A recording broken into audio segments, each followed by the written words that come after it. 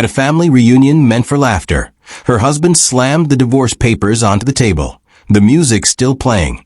Guests frozen mid-laugh. "Sign it. Now," he barked, loud enough for everyone to hear. When she trembled and whispered for him to lower his voice, his mother scoffed, folding her arms. "This is where you belong, right here exposed." Fighting tears, she begged them to calm down, pleading that they could talk privately, that they could solve it like adults. Her voice cracked as she reminded them this was family, that guests were watching. He didn't care. "You don't get to talk anymore," he shouted. "Sign it fast and leave. You are not part of this reunion."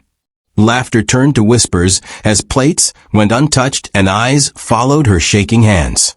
Her mother-in-law smirked, urging her on. "Hurry up. Don't ruin the evening." With her dignity stripped away in front of everyone she once called family, she signed through tears while the room watched in silence. By the end of that night, the celebration had died, and the truth waiting in the shadows would soon make every single one of them regret that moment. Before we dive into this story, I need your help. YouTube only shows this to more people if you subscribe and comment. So hit that subscribe button right now. Then drop a comment telling me where you're watching from and what time it is. Texas at midnight? Canada with morning coffee? Let me know you're here. We're a community and your voice matters. Now let's jump in. Claire Winters never imagined that the sound of champagne hitting silk could destroy a life. But there it was, cold, sharp, deliberate, splashing across her shoulder in front of 200 people who had gathered not to celebrate, but to witness her destruction. The crystal glass slipped from Maribel's perfectly manicured hand with such calculated grace that Claire knew instantly this was no accident. This was a theater, and she was the sacrifice. The ballroom fell silent for exactly 3 seconds before the laughter started. Low at first, then building like thunder until it filled every corner of the mansion. Claire stood frozen, champagne dripping down her modest dress, her hands trembling at her sides, while every eye in the room locked onto her with a kind of hunger that comes before feeding. This was supposed to be a family reunion, a night of warmth and holiday joy. Instead, it became the night Claire learned that cruelty wears diamonds and speaks with perfect grammar. "Did you actually believe he chose you?" Maribel's voice sliced through the noise, smooth as honey and twice as poisonous. Her mother-in-law circled her slowly, each step deliberate, her emerald gown shimmering under the chandelier light. "Look at her, everyone. My son's little charity project." Phones lifted instantly, cameras angling for the perfect shot, recording every second of Claire's humiliation for an audience that would devour it with morning coffee. Claire wanted to run, wanted to disappear into the floor, but her legs had turned to stone. Have you ever stood in a room where every single person wanted to watch you break? Where the air itself felt like it was choking you? Maribel moved closer, her perfume overwhelming, her smile perfect and deadly. "You walked into this house thinking you were family. But darling, you can dress up a stray dog and it's still just a stray." The laughter came again, louder now, feeding on itself. Claire's throat closed, her vision blurred at the edges. But she forced herself to stand straight, to keep breathing, because collapsing would give them exactly what they wanted. Harold stepped forward next, his presence commanding instant attention. Her father-in-law had the kind of authority that made rooms go quiet without him saying a word. His gray suit was immaculate, his silver hair perfectly combed, his expression colder than the champagne soaking through Claire's dress. "Claire," he said, and the room leaned in to listen. "I'm curious about something. What exactly did you contribute to this family?" He paused, letting the question hang in the air like a noose. No money, no connections, no education worth mentioning, no family name. Each word landed like a hammer. Just need, desperation, the kind of hunger that makes a woman latch onto the first man who shows her kindness. Claire's nails dug into her palms so hard she felt skin break. She'd learned how to hide pain growing up in foster care, moving from house to house, always the outsider, always the one nobody wanted to keep. But this was different. This wasn't strangers being cruel. This was the family she tried so hard to belong to, and they were ripping her apart with surgical precision. Sylvia glided over, her diamond necklace catching alight with every exaggerated movement. Graham's sister had always treated Claire like an amusing pet, something to be tolerated but never respected. "Oh, Daddy, don't be so harsh," she said, her voice dripping with false sympathy. "She's an orphan. She doesn't understand how families like ours work." Sylvia leaned in close enough that Claire could see the satisfaction gleaming in her eyes. "Didn't your little orphan heart tell you that girls like you don't end up with men like my brother?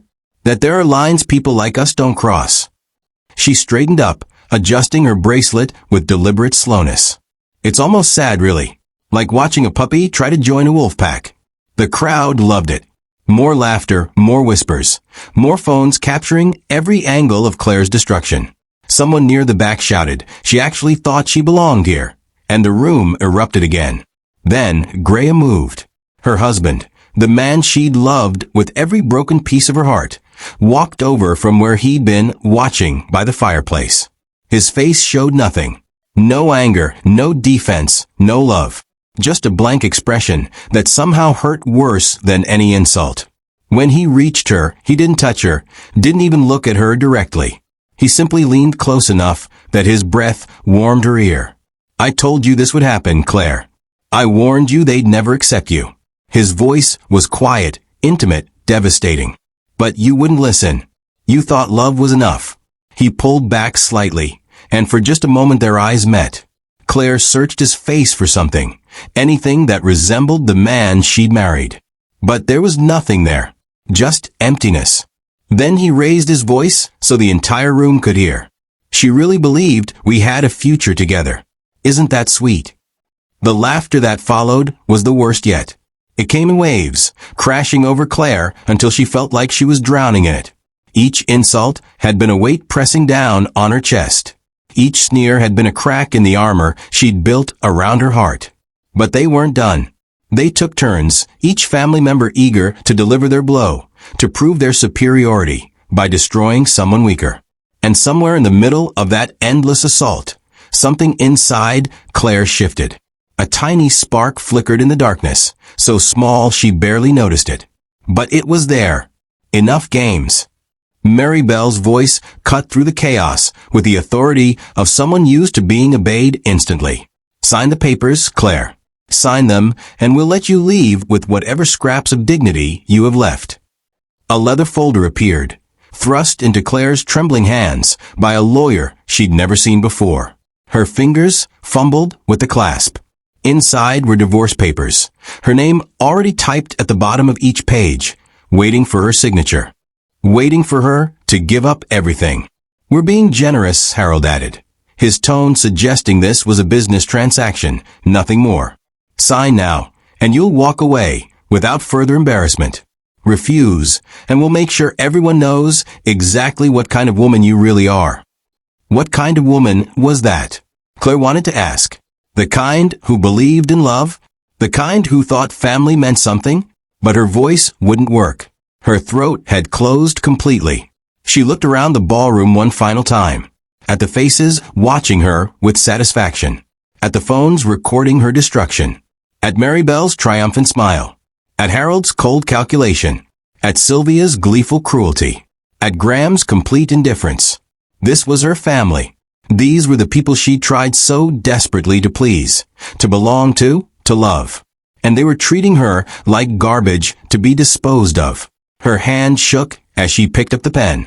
It felt impossibly heavy, like it was made of lead instead of metal. She pressed it to the first line, and her hand froze. Could she really do this? Could she really sign away her marriage, her hope, her belief that she mattered to anyone? "We're waiting," Mary Bell said, her voice sharp with impatience. Claire forced her hand to move. She signed the first line, then the second, then the third. Each signature felt like carving pieces out of her own soul. The room watched in silence now, fascinated by her surrender. She signed page after page, her vision blurring with tears she refused to let fall. When she reached the final signature, her hand paused one last time. This was it, the moment she gave up everything. She pressed the pen down and signed her name. The pen clattered to the marble floor, the sound echoing through the silent ballroom like a gunshot. Maribel snatched the papers from her hands immediately, checking each signature with the efficiency of someone closing a business deal. "Perfect," she said, satisfaction dripping from the word. "Ladies and gentlemen, it's official. She's no longer part of this family." She turned to Claire with a smile that could cut glass. "You're free now, dear. Free to go back to whatever hole you crawled out of. Try not to let the door hit you on the way out." The laughter started again, but Claire barely heard it. She felt hollow, empty, like someone had reached inside her chest and removed everything that mattered. She stood there for what felt like hours, but was probably only seconds. Then she turned toward the door. Each step felt like walking through water. Behind her, the party resumed. Music started playing again. Champagne glasses clinked. Conversations picked up as if nothing had happened. They had already forgotten her. She was nothing to them now. Less than nothing. Just a mistake that had been corrected. Claire pushed through the massive oak doors and stepped into the cold night air.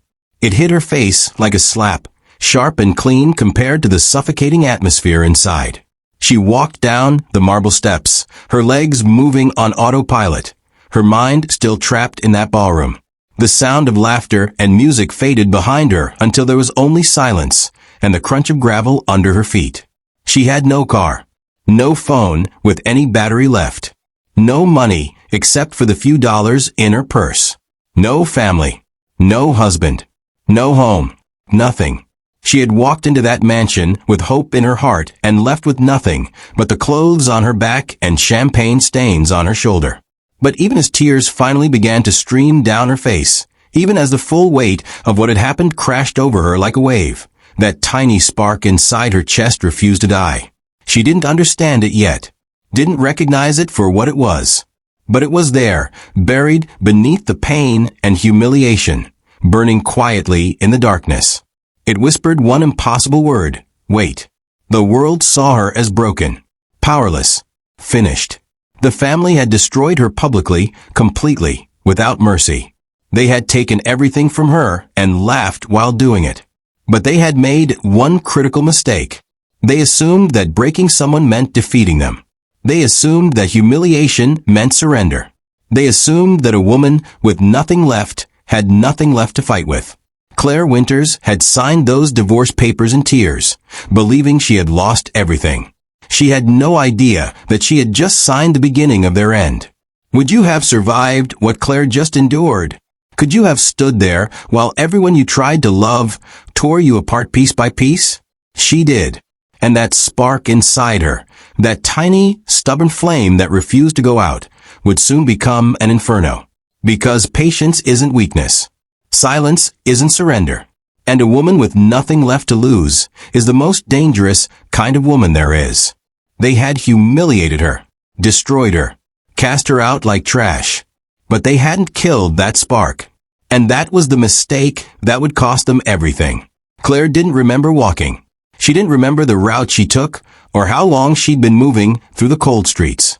One moment she was standing outside the mansion, tears freezing on her cheeks, and the next she was sitting in a booth at a diner she'd never seen before. The place was old, forgotten by time, with cracked vinyl seats and fluorescent lights that buzzed like dying insects. The smell of burnt coffee and old grease hung in the air, but it was warm. And after the ice-cold cruelty of that ballroom, warmth felt like mercy.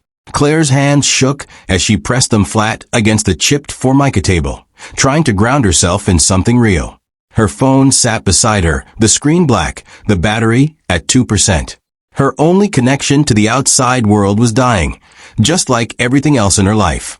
The waitress appeared without Claire noticing her approach, an older woman with gray streaks in her dark hair and eyes that had seen too much suffering to judge anyone else's. She set down a cup of coffee without asking, the steam rising between them like a peace offering.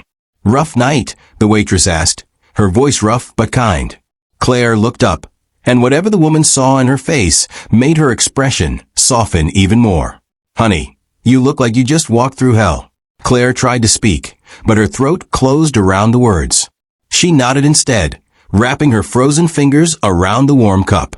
The waitress didn't push. She just pulled out a rag and wiped down the already clean table, giving Claire space to exist without explanation. "I've been where you are," the woman said quietly. "Different details, same feeling. Like the whole world just proved you don't matter." She paused, meeting Claire's eyes. "But you're still breathing. That counts for something." Then she walked away, leaving Claire alone with her coffee and the storm raging inside her head. Have you ever felt so alone that even sitting in a room full of people felt like floating in empty space? That's where Claire was. Isolated, abandoned, completely cut off from anything that resembled safety or belonging. She stared into her coffee cup, watching the liquid swirl in slow circles, and let herself finally process what had happened. They had humiliated her in front of hundreds of people. They had stripped away her dignity, her marriage, her sense of self, and they had done it with smiles on their faces. Graham hadn't defended her, hadn't even hesitated. He joined them, adding his voice to the chorus of cruelty, like she was nothing more than an embarrassment to be disposed of. The divorce papers were signed. Her marriage was over. Her life, as she knew it, was finished. She had nowhere to go, no one to call, no money to start over. She was exactly what Maribel had called her. Nothing. The thought should have broken her completely. But that spark, that small, stubborn flame that had flickered to life in the ballroom, refused to let her surrender. It burned quietly in her chest, keeping her upright when everything in her wanted to collapse. Claire shifted in the booth, and something crinkled beneath her. She looked down, confused, and saw the edge of an envelope sticking out from under the ripped vinyl seat cushion. Her fingers trembled as she reached for it, pulling it free. It was old, yellowed with age, the paper soft from years of being forgotten. Her name was written on the front, in handwriting she recognized instantly. Her mother's handwriting. Claire's heart stopped. Her mother had died when she was 7 years old, leaving her alone in a system that never wanted her. She'd spent her entire childhood believing her mother had left her nothing. No money, no family, no legacy. Just abandonment. But here, in this forgotten diner in the middle of nowhere, was an envelope with her name written in her mother's hand. How was that possible? Her fingers shook so hard she almost couldn't open it. Inside were papers, legal documents, old letters with dates going back decades, and a single photograph of her mother standing in front of a building Claire didn't recognize. She unfolded the first letter with trembling hands and began to read. The words blurred at first, her eyes still raw from crying. But then they came into focus, and the world tilted on its axis. Her mother hadn't abandoned her.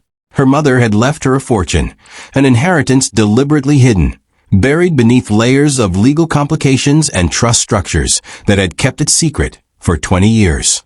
Claire's hands went numb. The letter explained everything in careful detail. Her mother had been wealthy, the daughter of a family that had made their money in shipping and real estate. When she died unexpectedly, the inheritance had been placed in a trust with specific instructions that Claire couldn't access it until certain conditions were met. But somewhere along the way, the lawyers had lost track of her. The foster system had moved her from home to home, and the paper trail had gone cold. The inheritance had been sitting there all these years, waiting, while Claire had struggled and starved and believed herself worthless. "Oh my God," Claire whispered, the words barely audible. Her mother had left her millions. Not thousands. Millions. Enough money to change everything, to rewrite her entire life. And she'd never known.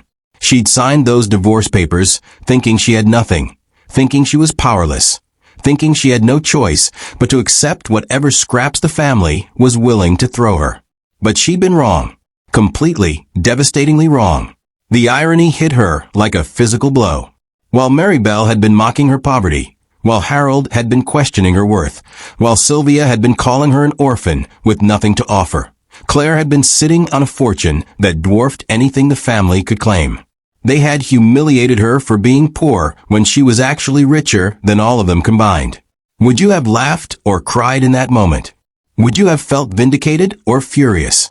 Claire felt both, the emotions crashing through her in waves so powerful she could barely breathe.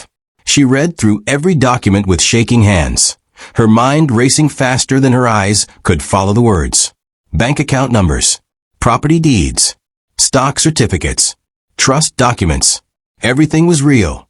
Everything was legitimate. And everything was hers. But there was more. At the bottom of the envelope was a smaller note, written in different handwriting. Elegant. Careful. It was dated just 3 months ago. Claire, if you're reading this, then you found what your mother left for you. My name is Evelyn. I'm your mother's cousin, which makes me your family. I've been the trustee of your inheritance since your mother passed, and I've been searching for you for years. The family you married into doesn't know about me. They don't know about this money, and they certainly don't know what I know about them. When you're ready, call this number. We have much to discuss. And Claire, what they did to you tonight will not go unanswered. Trust me, Evelyn. Claire stared at the phone number written at the bottom of the note, her heart pounding so hard she could hear it in her ears. She had a family, real family, someone who had been looking for her, who knew about the inheritance, who knew about tonight's humiliation, someone who wanted to help. The isolation that had been crushing her chest suddenly felt less suffocating. She wasn't alone. She'd never been alone. She just hadn't known it. Her phone buzzed, the 2% battery warning flashing across the screen. She had maybe minutes before it died completely. Her fingers moved before her brain could catch up, typing the number from Evelyn's note into her phone and pressing call. The line rang once, twice, 3 times. Claire's heart climbed into her throat. What if it was disconnected? What if this was all some cruel joke? Then a voice answered, smooth and warm and surprisingly young. Claire. The woman's voice carried relief and something else, satisfaction. I've been waiting for your call. Claire opened her mouth, but no sound came out. Her throat had closed again, this time with emotions she couldn't even name. It's okay, Evelyn continued, her voice gentle but firm. You don't have to say anything yet. I know what happened tonight. I know what they did to you. And I know you're sitting in that diner right now wondering if any of this is real. Claire's eyes went wide. How did she know where she was? I've had people watching you for months. Evelyn explained, as if reading her mind. Not to invade your privacy, but to protect you. That family you married into is dangerous, Claire. More dangerous than you realize. But so are we. So are you. The line went quiet for a moment, and Claire could hear her own ragged breathing.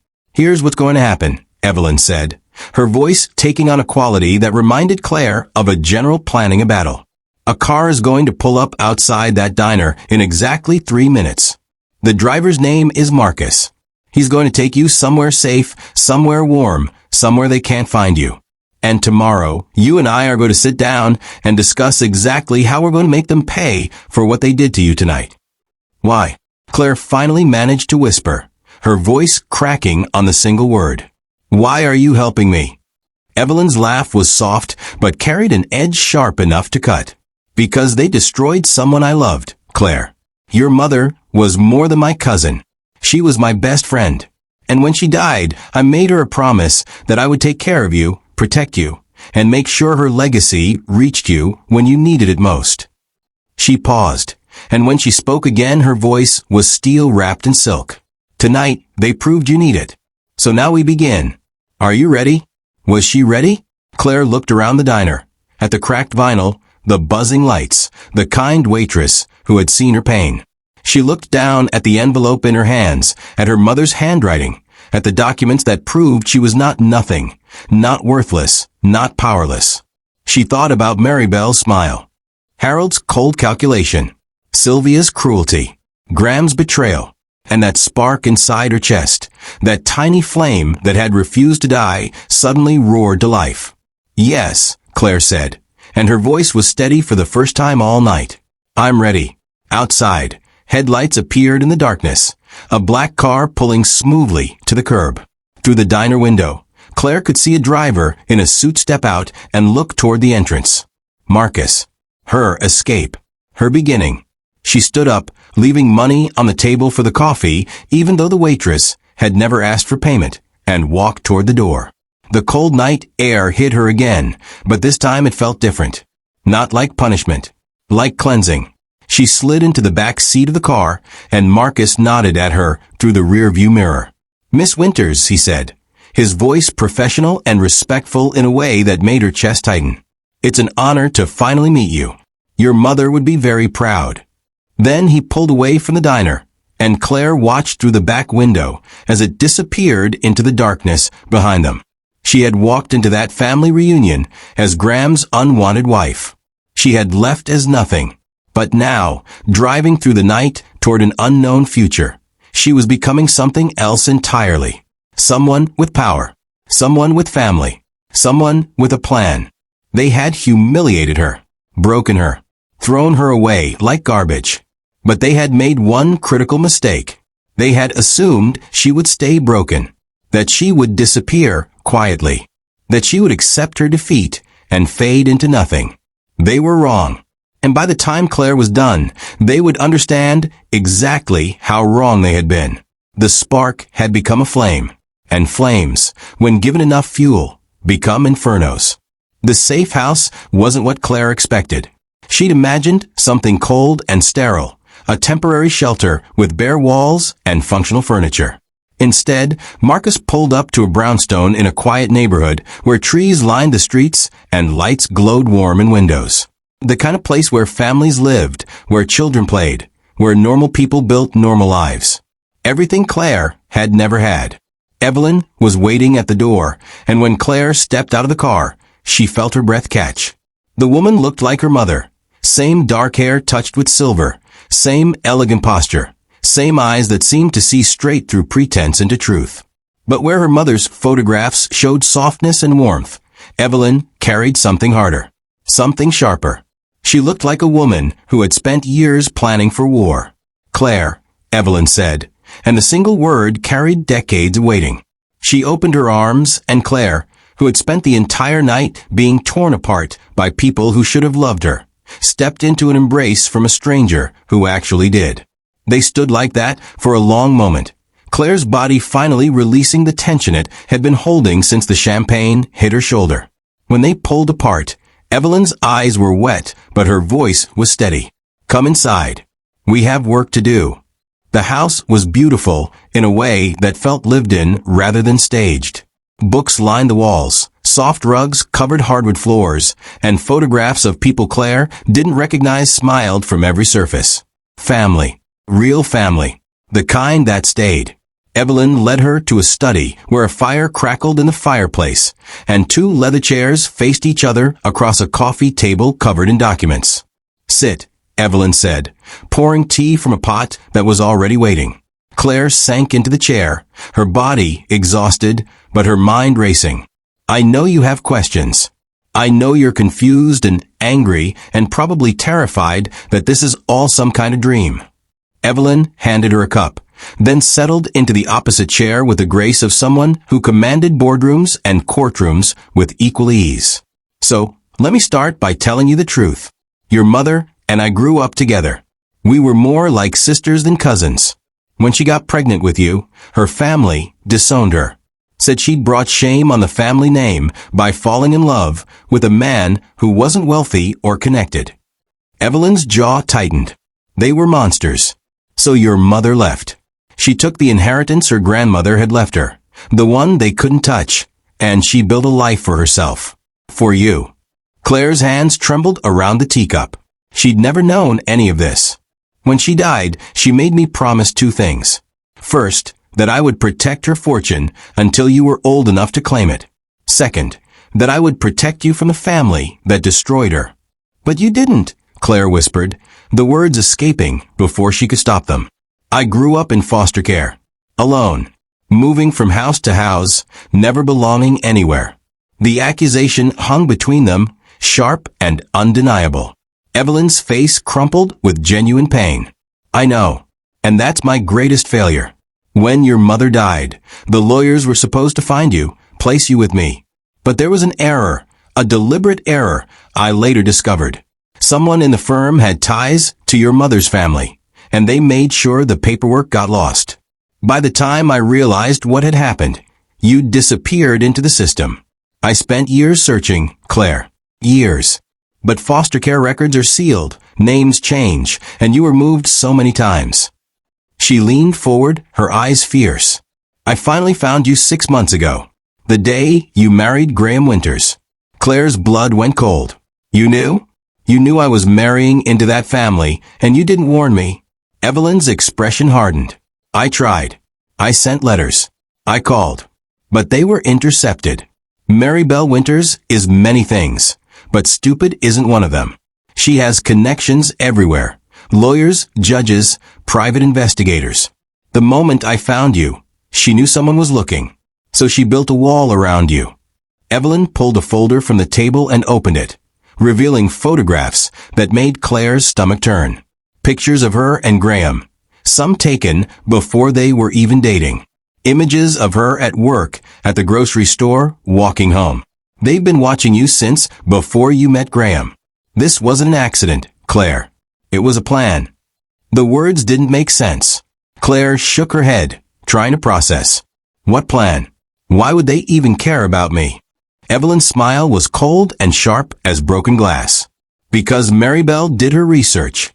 She discovered that you were the heir to a fortune, and she decided that fortune should belong to her family. So she arranged for Graham to meet you, to charm you, to marry you. The room spun. Claire gripped the arms of her chair, her knuckles white. No, that's not. Graham loved me. He said what you needed to hear. Evelyn cut in, her voice gentle but unrelenting. Graham Winters is a trust fund baby with expensive tastes and no actual talent for making money. His family's wealth is mostly image, Claire. Old money that's been spent and borrowed against until there's almost nothing left. They needed an infusion of cash, and you were the solution. The plan was simple. Marry you, wait until the inheritance cleared, then divorce you and take half. Maybe more if they could prove you were an unfit wife. She paused, letting that sink in. But they got impatient. They decided public humiliation would be faster. Force you to sign the papers before you discover the truth about your mother's money. Have you ever had someone rip away the foundation of your entire reality? That's what Claire felt. Every moment with Graham, every whispered promise, every touch, it had all been a lie. A calculated performance designed to rob her blind. How much? Claire asked, her voice hollow. How much did my mother leave me? Evelyn pulled out another document and slid it across the table. Claire looked down at the number and felt the world tilt again. $47 million. Properties in 3 states. Stock portfolios that had been carefully managed and grown over 2 decades. Her mother had left her enough money to never worry about anything ever again. And Mary Belle's family had tried to steal it all. They don't know yet, Evelyn said quietly. The inheritance only became accessible 2 weeks ago, when you turned 28. Your mother's instructions were specific. You had to reach that age before the trust could be dissolved. Graham's timeline was off. He thought he had more time to secure the marriage before the money came through. That's why they panicked tonight. Someone tipped them off that the trust was about to clear, and they needed you gone before you found out. Claire looked up, and Evelyn must have seen something in her expression, because she nodded slowly. That's right. You signed those divorce papers as a penniless orphan. But legally, as of 2 weeks ago, you're one of the wealthiest women in the state. The silence stretched between them, heavy with implications. Then Claire asked the question that mattered most. What happens now? Evelyn's smile was predatory. Now we make them pay, but not with tantrums or public scenes. We do this intelligently, strategically. We study them like they studied you. We find every weakness, every debt, every dirty secret. And then when the moment is perfect, we dismantle everything they built. She leaned back in her chair, her eyes glittering with anticipation. Your mother's family destroyed her for loving the wrong man. Graham's family tried to destroy you for being born with the wrong last name. But they made one critical mistake, Claire. They assumed you would stay broken, that you would disappear, that you would accept defeat and fade away into nothing. Evelyn's voice dropped to a whisper that somehow carried more weight than a shout. Show me I'm wrong. Show me that you're not broken. That you're your mother's daughter. That you're ready to take back everything they tried to steal. Claire sat perfectly still, the firelight casting shadows across her face. Every insult from that ballroom played through her mind. Every cruel word. Every mocking laugh. Every second of humiliation. But now they were transformed from wounds into weapons. Now they were fuel. She thought about Maribel's satisfied smirk, Harold's cold dismissal, Sylvia's gleeful cruelty, Graham's empty eyes. And she felt something shift inside her chest. That spark that had kept her standing through the worst night of her life suddenly blazed into something bigger. Something unstoppable. Rage. Pure, focused, intelligent rage. Not the kind that screams and destroys randomly. The kind that plans. The kind that waits. The kind that strikes with surgical precision when the target least expects it. I want to know everything, Claire said, and her voice was steady as steel. Every debt Graham has. Every affair Maribel's had. Every secret they're hiding. Every lie they've told. I want names, dates, evidence. Everything. Evelyn's smile widened. I was hoping you'd say that. She pulled out another folder, this one much thicker. I've been collecting information for months. Graham has gambling debts he's hidden from his family. Harold's company is leveraged to the point of collapse. Sylvia's husband is having an affair with her best friend. And Maribel. Evelyn paused for effect. Maribel has been embezzling from the family trust for years to maintain her lifestyle. If it ever came to light, she'd face criminal charges. Claire felt something cold and satisfying settle in her chest. They had vulnerabilities, weaknesses, pressure points she could exploit. But we don't move yet, Evelyn cautioned. We wait. We watch. We let them think they've won. Let them celebrate your destruction. And while they're laughing, we build our case. We position our pieces.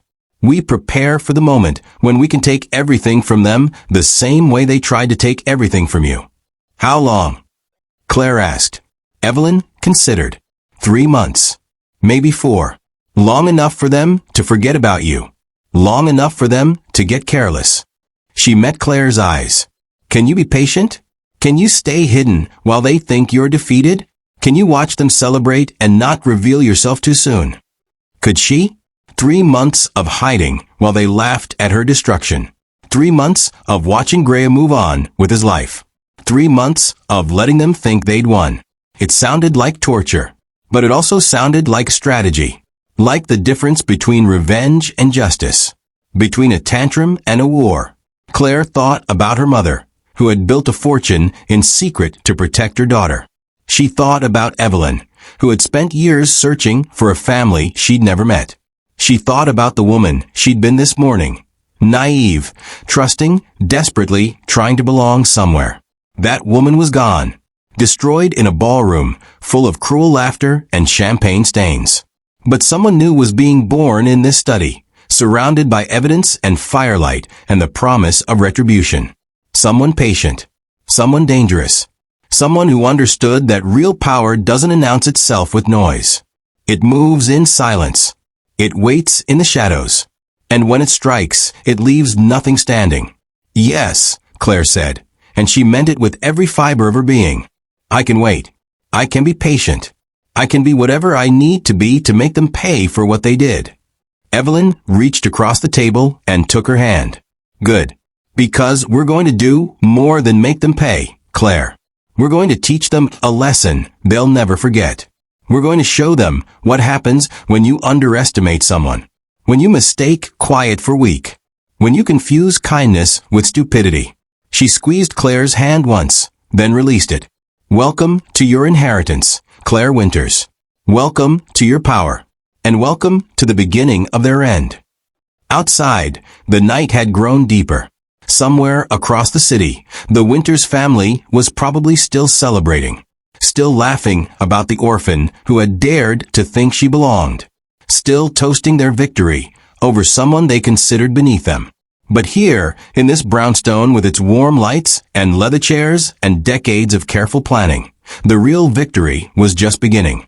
Claire had signed those divorce papers, thinking she had nothing left. She had walked out of that mansion believing herself powerless. But now she knows the truth. She wasn't powerless. She never had been. She'd just been waiting for the right moment to show them exactly how wrong they were. And that moment was coming. Like thunder after lightning.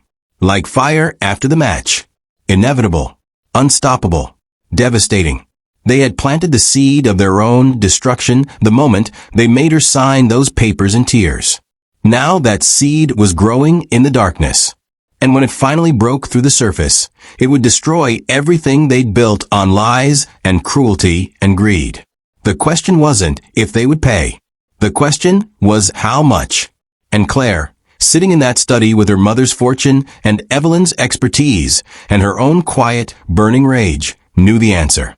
Everything. They would pay everything. 3 months passed like a held breath.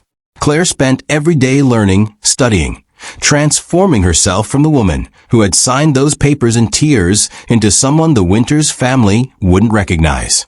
Evelyn was a relentless teacher, drilling her on corporate law, financial structures, and the art of strategic warfare. Power isn't about money, Evelyn told her one morning as they reviewed documents in the study.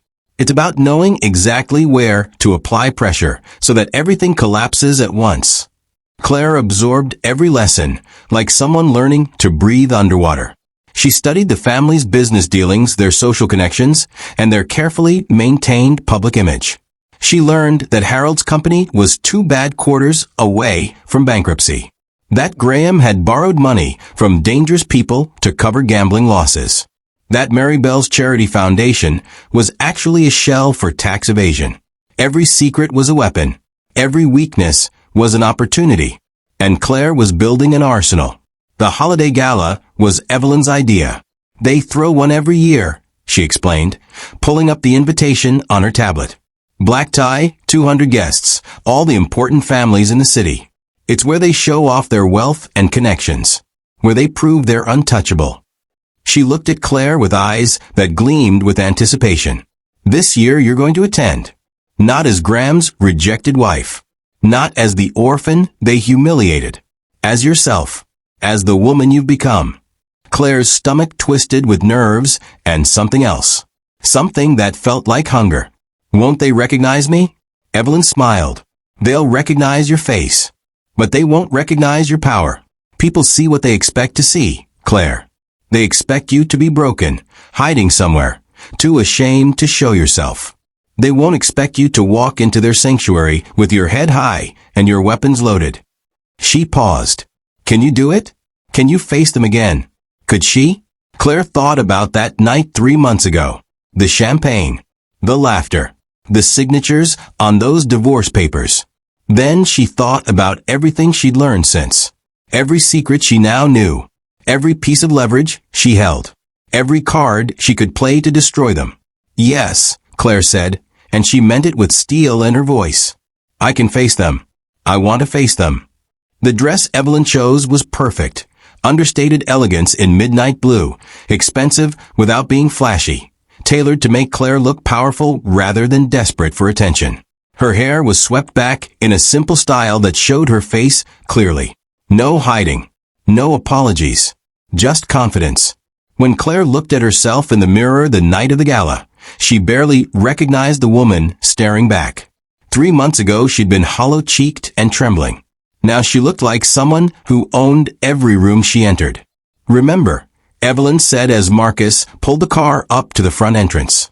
You're not there for confrontation. Not yet. Tonight is about presence. About showing them you exist. About making them uncomfortable without saying a word. She squeezed Claire's hand. Let them wonder. Let them worry. Let them spend the whole night trying to figure out what you're doing there and what you know. Fear is a weapon, Claire. Use it. The mansion was exactly as she remembered. Huge, opulent, dripping with wealth and arrogance. Crystal chandeliers cast golden light across marble floors. String quartets played in corners. Waiters circulated with champagne and hors d'oeuvres that cost more than most people's weekly groceries. Claire stepped through the entrance, and the room didn't fall silent. That only happened in movies. But heads turned. Conversations stuttered. She felt the shift in the air like a pressure change before a storm. There, by the fireplace, Maribel stood frozen with a glass halfway to her lips. Across the room, Harold's conversation died mid-sentence. Sylvia's laugh cut off so abruptly it sounded like a cough. And Graham stared at her with an expression that might have been shocking or might have been something darker. Claire didn't rush. She moved through the crowd with practiced grace, accepting a glass of champagne from a passing waiter, even though she had no intention of drinking it. She was making a statement. She belonged here. She had every right to be here, and they couldn't do anything about it. Claire. The voice came from behind her, dripping with false sweetness. She turned to find Sylvia approaching, diamonds glittering at her throat, confusion barely masked by her practiced smile. What a surprise. We didn't expect to see you tonight. Claire met her gaze steadily. Why wouldn't I attend? It's a holiday gala, open to everyone with an invitation. She paused, letting the implication hang. I have an invitation. Sylvia's smile tightened. Yes, but after everything that happened, we thought you'd want to keep a low profile. Avoid any awkwardness. The condescension in her tone was thick enough to cut. Claire allowed herself a small smile. Awkward for whom, Sylvia? I'm simply here to enjoy the evening. Unless there's some reason I shouldn't be. The question landed exactly as intended. Sylvia's eyes flickered with uncertainty. She opened her mouth, closed it, then managed, of course not. It's just unexpected. Then she walked away quickly, heading straight for her mother. Claire watched her go, satisfaction warming her chest.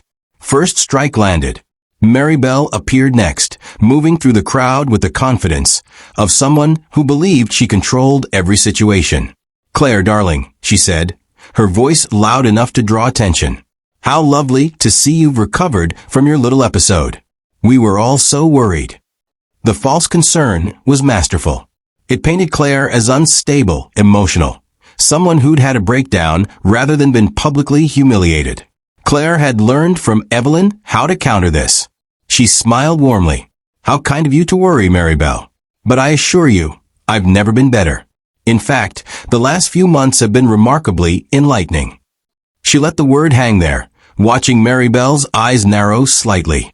I've had time to really understand my position, my mother's legacy, what I'm truly worth. Each sentence was carefully chosen, vague enough to be innocent, specific enough to suggest she knew something. Maribel's smile never wavered, but her eyes went cold. Your mother's legacy? I wasn't aware she'd left you anything substantial. Claire took a sip of champagne, maintaining perfect composure. There's a lot you don't know about my mother, Maribel. I didn't know myself until recently.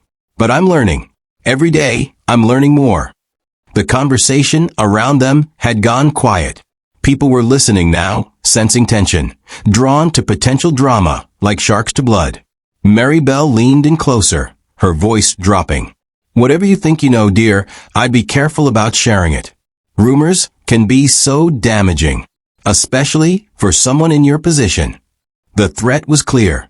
But Claire had been preparing for this moment for 3 months. My position, she repeated softly. Yes, let's talk about that. I'm curious, Maribel. When you and your family humiliated me 3 months ago, did you consider what my position might actually be? Or did you just assume? Before Maribel could respond, Harold appeared, his expression thunderous. Claire, I need a word. Privately. It wasn't a request. It was a command from someone used to being obeyed. Claire turned to him with the same calm smile. I'm afraid I'm not interested in private words, Harold. If you have something to say, you can say it here. His jaw tightened. You're making a scene. Am I? Claire looked around innocently. I'm simply attending a party. Having conversations. Isn't that what one does at galas? Graham pushed through the crowd, his face flushed with alcohol or anger or both. What the hell are you doing here? His voice was too loud, too aggressive. Several people stepped back, giving them space. Claire looked at her ex-husband with none of the love she'd once felt. Just a cold assessment. I'm attending a holiday party, Graham. The same as you. He moved closer, lowering his voice. You signed the papers. We're done. You have no reason to be here. Claire tilted her head slightly. Actually, I have every reason. You see, I've discovered some interesting things about my family, about my mother's estate, about certain financial arrangements that were made without my knowledge. She watched his face carefully. Tell me, Graham, did you know about my inheritance when you proposed? Or did your mother fill you in later? The color drained from his face. Beside him, Maribel went rigid. Claire pressed her advantage, her voice still soft but carrying to the edges of the crowd. Because I'm trying to understand the timeline. When exactly did this family decide I was worth marrying? Before or after you discovered what my mother left me?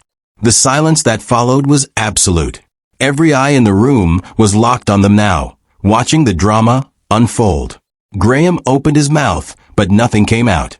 Maribel recovered first, her voice sharp. I don't know what delusions you've developed, Claire, but you're embarrassing yourself. Claire laughed, a genuine sound that rang through the room. Am I? Or am I just stating facts? Let me share another fact. My mother's estate was worth $47 million. It was placed in trust, managed carefully, and became accessible to me exactly 2 weeks before your family forced me to sign those divorce papers. She let that sink in, watching faces pale, watching whispers spread. So I'm curious. Did you panic when you realized the timeline was wrong?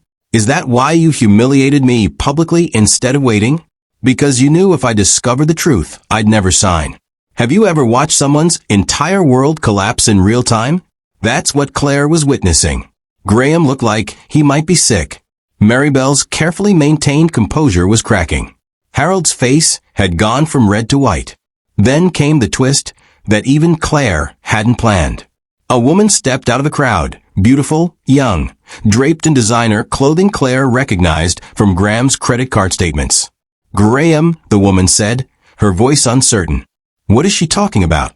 Claire turned to her with interest. And you must be Vivian. The mistress Graham's been hiding from his family while pretending the divorce was about me being unsuitable. She'd seen the reports Evelyn had compiled. The receipts from hotels, restaurants, jewelry stores. All charged to accounts Graham didn't think anyone was monitoring. Vivian's face went scarlet. I'm not a mistress. Graham and I are engaged. The gasps from the crowd were audible now. Maribel spun on her son. Engaged? You've been divorced for 3 months, and you're already engaged. But Claire wasn't done. She pulled out her phone, the new one Evelyn had given her, loaded with information, and pulled up a document. Speaking of engagements and finances, I'm also curious about something else, Graham. These gambling debts you've accumulated. The ones you borrowed from some very dangerous people to cover. Does Vivian know about those? Does your mother? The room erupted. Conversations exploded on all sides. Phones came out, recording, photographing. Graham lunged forward, but Marcus appeared from nowhere, stepping between them with the quiet authority of someone who'd handled worse. I think that's enough excitement for one evening, Marcus said calmly. Miss Winters was just leaving. Claire looked around the room one last time, at the shocked faces, the whispered conversations. The family that had destroyed her now stands exposed and vulnerable. She'd done exactly what Evelyn had told her to do. She'd shown them she existed. She'd made them uncomfortable. She'd planted seeds of doubt and fear that would grow in the darkness. You're right, she said softly. I am leaving. But before I go, one more thing. She looked directly at Maribel. You said I'd never belong here. You were right. I don't belong with people who measure worth by cruelty and judge value by bank accounts. But what you didn't understand is that I never wanted to belong here. I wanted to belong to a family. And you taught me the difference. She turned toward the exit, then paused. Oh, and Maribel? About those charitable foundation discrepancies your accountant discovered last week? The ones you've been trying to hide? I'd suggest getting a very good lawyer. The IRS tends to notice patterns eventually. The walk to the door felt like walking through water. Every step was heavy with the weight of what she'd just done. But Claire kept her head high, her shoulders back, her pace steady. Behind her, chaos was erupting. Accusations were flying. The perfect image the Winters family had maintained for generations was crumbling in real time. And it was all because Claire had done something they never expected. She'd learned patience. She'd gathered power. And she'd waited for exactly the right moment to show them who she'd become. Marcus held the car door open and Claire slid inside, her whole body trembling with adrenaline. Evelyn was waiting in the back seat, her smile proud. "Well," she asked. Claire let out a long breath, then smiled back. "The storm has started, and they have no idea how much worse it's going to get." The morning after the gala, Claire sat in Evelyn's study watching the fallout unfold across social media and news outlets. Her phone buzzed constantly with notifications, but she ignored them all. This wasn't about attention or vindication. This was about strategy, about understanding exactly how her revelation had shifted the battlefield. "Look at this," Evelyn said, turning her laptop so Claire could see the screen. A society columnist had written a scathing piece titled, "The Winters Family's Hidden Scandal. Fortune Hunter or Hunted Fortune?" The article dissected everything Claire had revealed at the gala, painting the family in increasingly damaging light. "They're scrambling," Evelyn continued, scrolling through more articles. Harold's office issued 3 different statements in the last hour, each contradicting the previous one. Maribel's phone has been ringing nonstop. And Graham. She pulled up a tabloid photo of him leaving Vivian's apartment looking disheveled and haunted. "He's realizing the gambling debts you mentioned are about to become very public. His creditors are already calling in loans." Claire studied the images with detached interest. 3 months ago, seeing Graham in pain would have broken her heart. Now it felt like watching a chess piece fall exactly where she'd predicted. "What about the charity foundation?" Evelyn's smile was sharp. "The IRS received an anonymous tip this morning. Very detailed. Very well documented. They'll be launching an investigation within the week." She closed the laptop and looked at Claire with something like pride. "You understand what you've done, don't you? You didn't just embarrass them. You dismantled their credibility, their social standing, their carefully constructed image of untouchable wealth and power. In one night, you made them vulnerable." Claire nodded slowly. "But vulnerability isn't destruction. They're wounded, not defeated. They'll fight back." Evelyn leaned forward. "Of course they will. That's why we don't stop here. That's why patience matters. We wait. We watch them make mistakes. We let them expose themselves further while trying to defend against attacks they don't fully understand." She paused.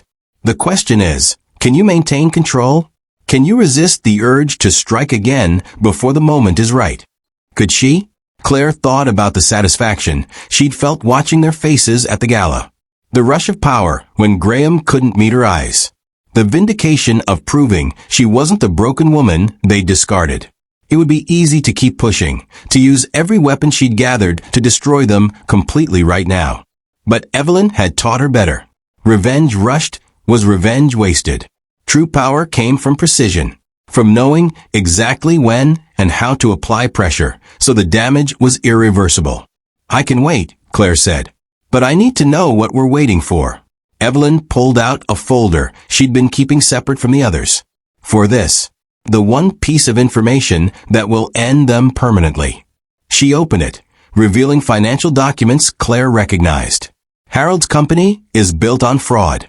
Real, prosecutable fraud. He's been cooking the books for years, inflating values, hiding debts, misleading investors. If this comes out, he doesn't just lose his business. He goes to prison. Claire's breath caught. "How long have you known?" 6 weeks, Evelyn admitted. "I had forensic accountants go through everything. But I didn't tell you because this information is too dangerous to reveal carelessly. It has to be timed perfectly." Before Claire could respond, her phone rang. Not buzzed, rang with an actual call. She looked at the screen, and her stomach dropped. "Graham." She showed Evelyn, who nodded once. "Answer it, but put it on speaker. Let me hear what kind of man calls his ex-wife after the night you just gave him." Claire pressed accept and speaker in one motion. "Hello, Graham."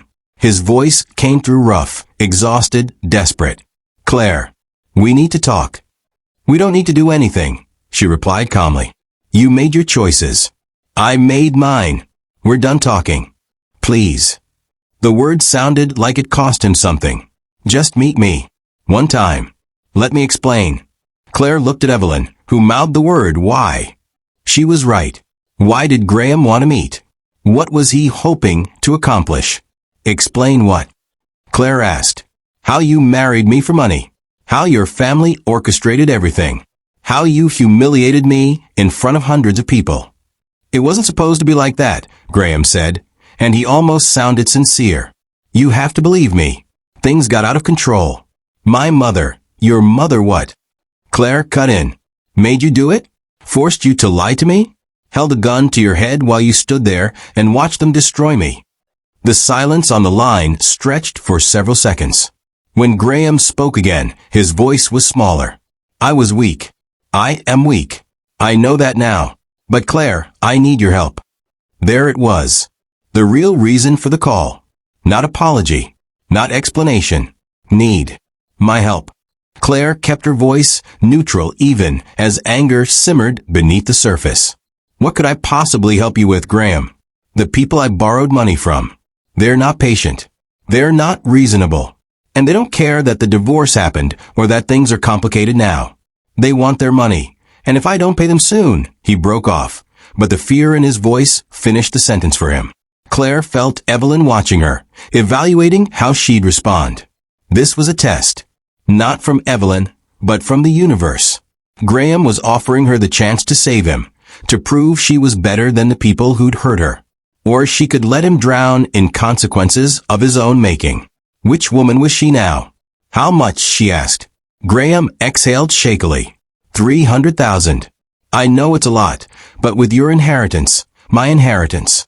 Claire's voice went cold. The inheritance you tried to steal? The money you married me to access? That inheritance. I know how it sounds, Graham rushed on. But Claire, these people are dangerous. If I don't pay them, they're going to what? She interrupted. Hurt you? Threaten you? Make you afraid? She let each question land. Funny how quickly you found my number when you needed something. How fast you remembered I existed when you were scared. Where was this energy 3 months ago when your family was tearing me apart? Graham's voice cracked. I'm sorry. God, Claire, I'm so sorry. I know I don't deserve your help. I know I don't deserve anything from you. But I'm begging. Have you ever had someone who destroyed you come back begging for mercy? How did it feel? Did you feel powerful or did you feel sick? Claire felt both. No, she said simply. Graham made a sound that might have been a sob. Please. Claire, please. I'll do anything. I'll testify against my mother. I'll give you whatever information you want. Just help me. Now that was interesting. Evelyn's eyes sharpened and she nodded slowly. This could be useful. But Claire wasn't ready to show that card yet. I'll think about it, she said. But Graham, don't call me again. If I decide to help you, and that's a very big if, I'll contact you. Understand? Yes. Yes, I understand. Thank you, Claire. Thank you. She hung up without responding and looked at Evelyn. He's desperate enough to turn on his family. Evelyn nodded thoughtfully. Desperate people make excellent witnesses. But we have to be careful. If we move too fast, Maribel will see it coming and she'll protect herself. Harold too. They're cornered, but they're not stupid. She tapped her fingers on the desk, thinking. We need more pressure. Something that makes them turn on each other before we move in for the final blow. Claire felt that familiar spark in her chest again, the one that had kept her standing through the worst night of her life. What if we make them believe one of them is betraying the others? Evelyn's smile was slow and approving. I'm listening. Claire stood and began pacing, her mind working through possibilities. Graham just offered to testify against his mother. What if Maribel finds out about that call? What if she believes Graham is already cooperating with us? She'd cut him off completely, Evelyn said, following the logic. Protect herself first. Maybe even throw him under the bus to save her own skin. Exactly, Claire continued. And if Harold thinks both of them are compromised, he'll start making his own deals. The family will fracture from the inside. They'll destroy each other trying to save themselves. Evelyn stood as well, her expression fierce with admiration. Your mother would be so proud of you right now. You're not just seeking revenge. You're conducting psychological warfare. Claire stopped pacing and met her eyes. They taught me well. They showed me exactly how effective cruelty can be when it's carefully applied. I'm just using their own methods against them. She moved to the window, looking out at the city below. For 3 months, I've been patient. I've been quiet. I've let them think I was broken and hiding. But I wasn't hiding, Evelyn. I was learning. I was preparing. And now they're going to understand what it feels like to be powerless while someone systematically takes everything you thought was yours. Evelyn came to stand beside her. So we let Graham's call leak to Maribel. We plant evidence that he's cooperating. We watch them turn on each other. And while they're destroying themselves, we prepare the final blow, Claire finished. The fraud charges. The evidence that puts Harold in prison. The information that destroys their family completely. The plan settled between them like a living thing, dangerous and perfect. But Evelyn's expression grew serious. Claire, I need you to understand something. Once we do this, there's no going back. These aren't just social consequences anymore. We're talking about criminal charges, prison time, the complete destruction of a family's legacy. She paused. Are you certain this is what you want? Because revenge doesn't fix what they broke inside you. It doesn't heal the wounds. It doesn't give you back the trust they destroyed. Claire thought about that night at the family reunion. The champagne, the laughter, the feeling of being so utterly alone while surrounded by people. She thought about signing those divorce papers with shaking hands, believing she was worthless, believing she deserved the humiliation.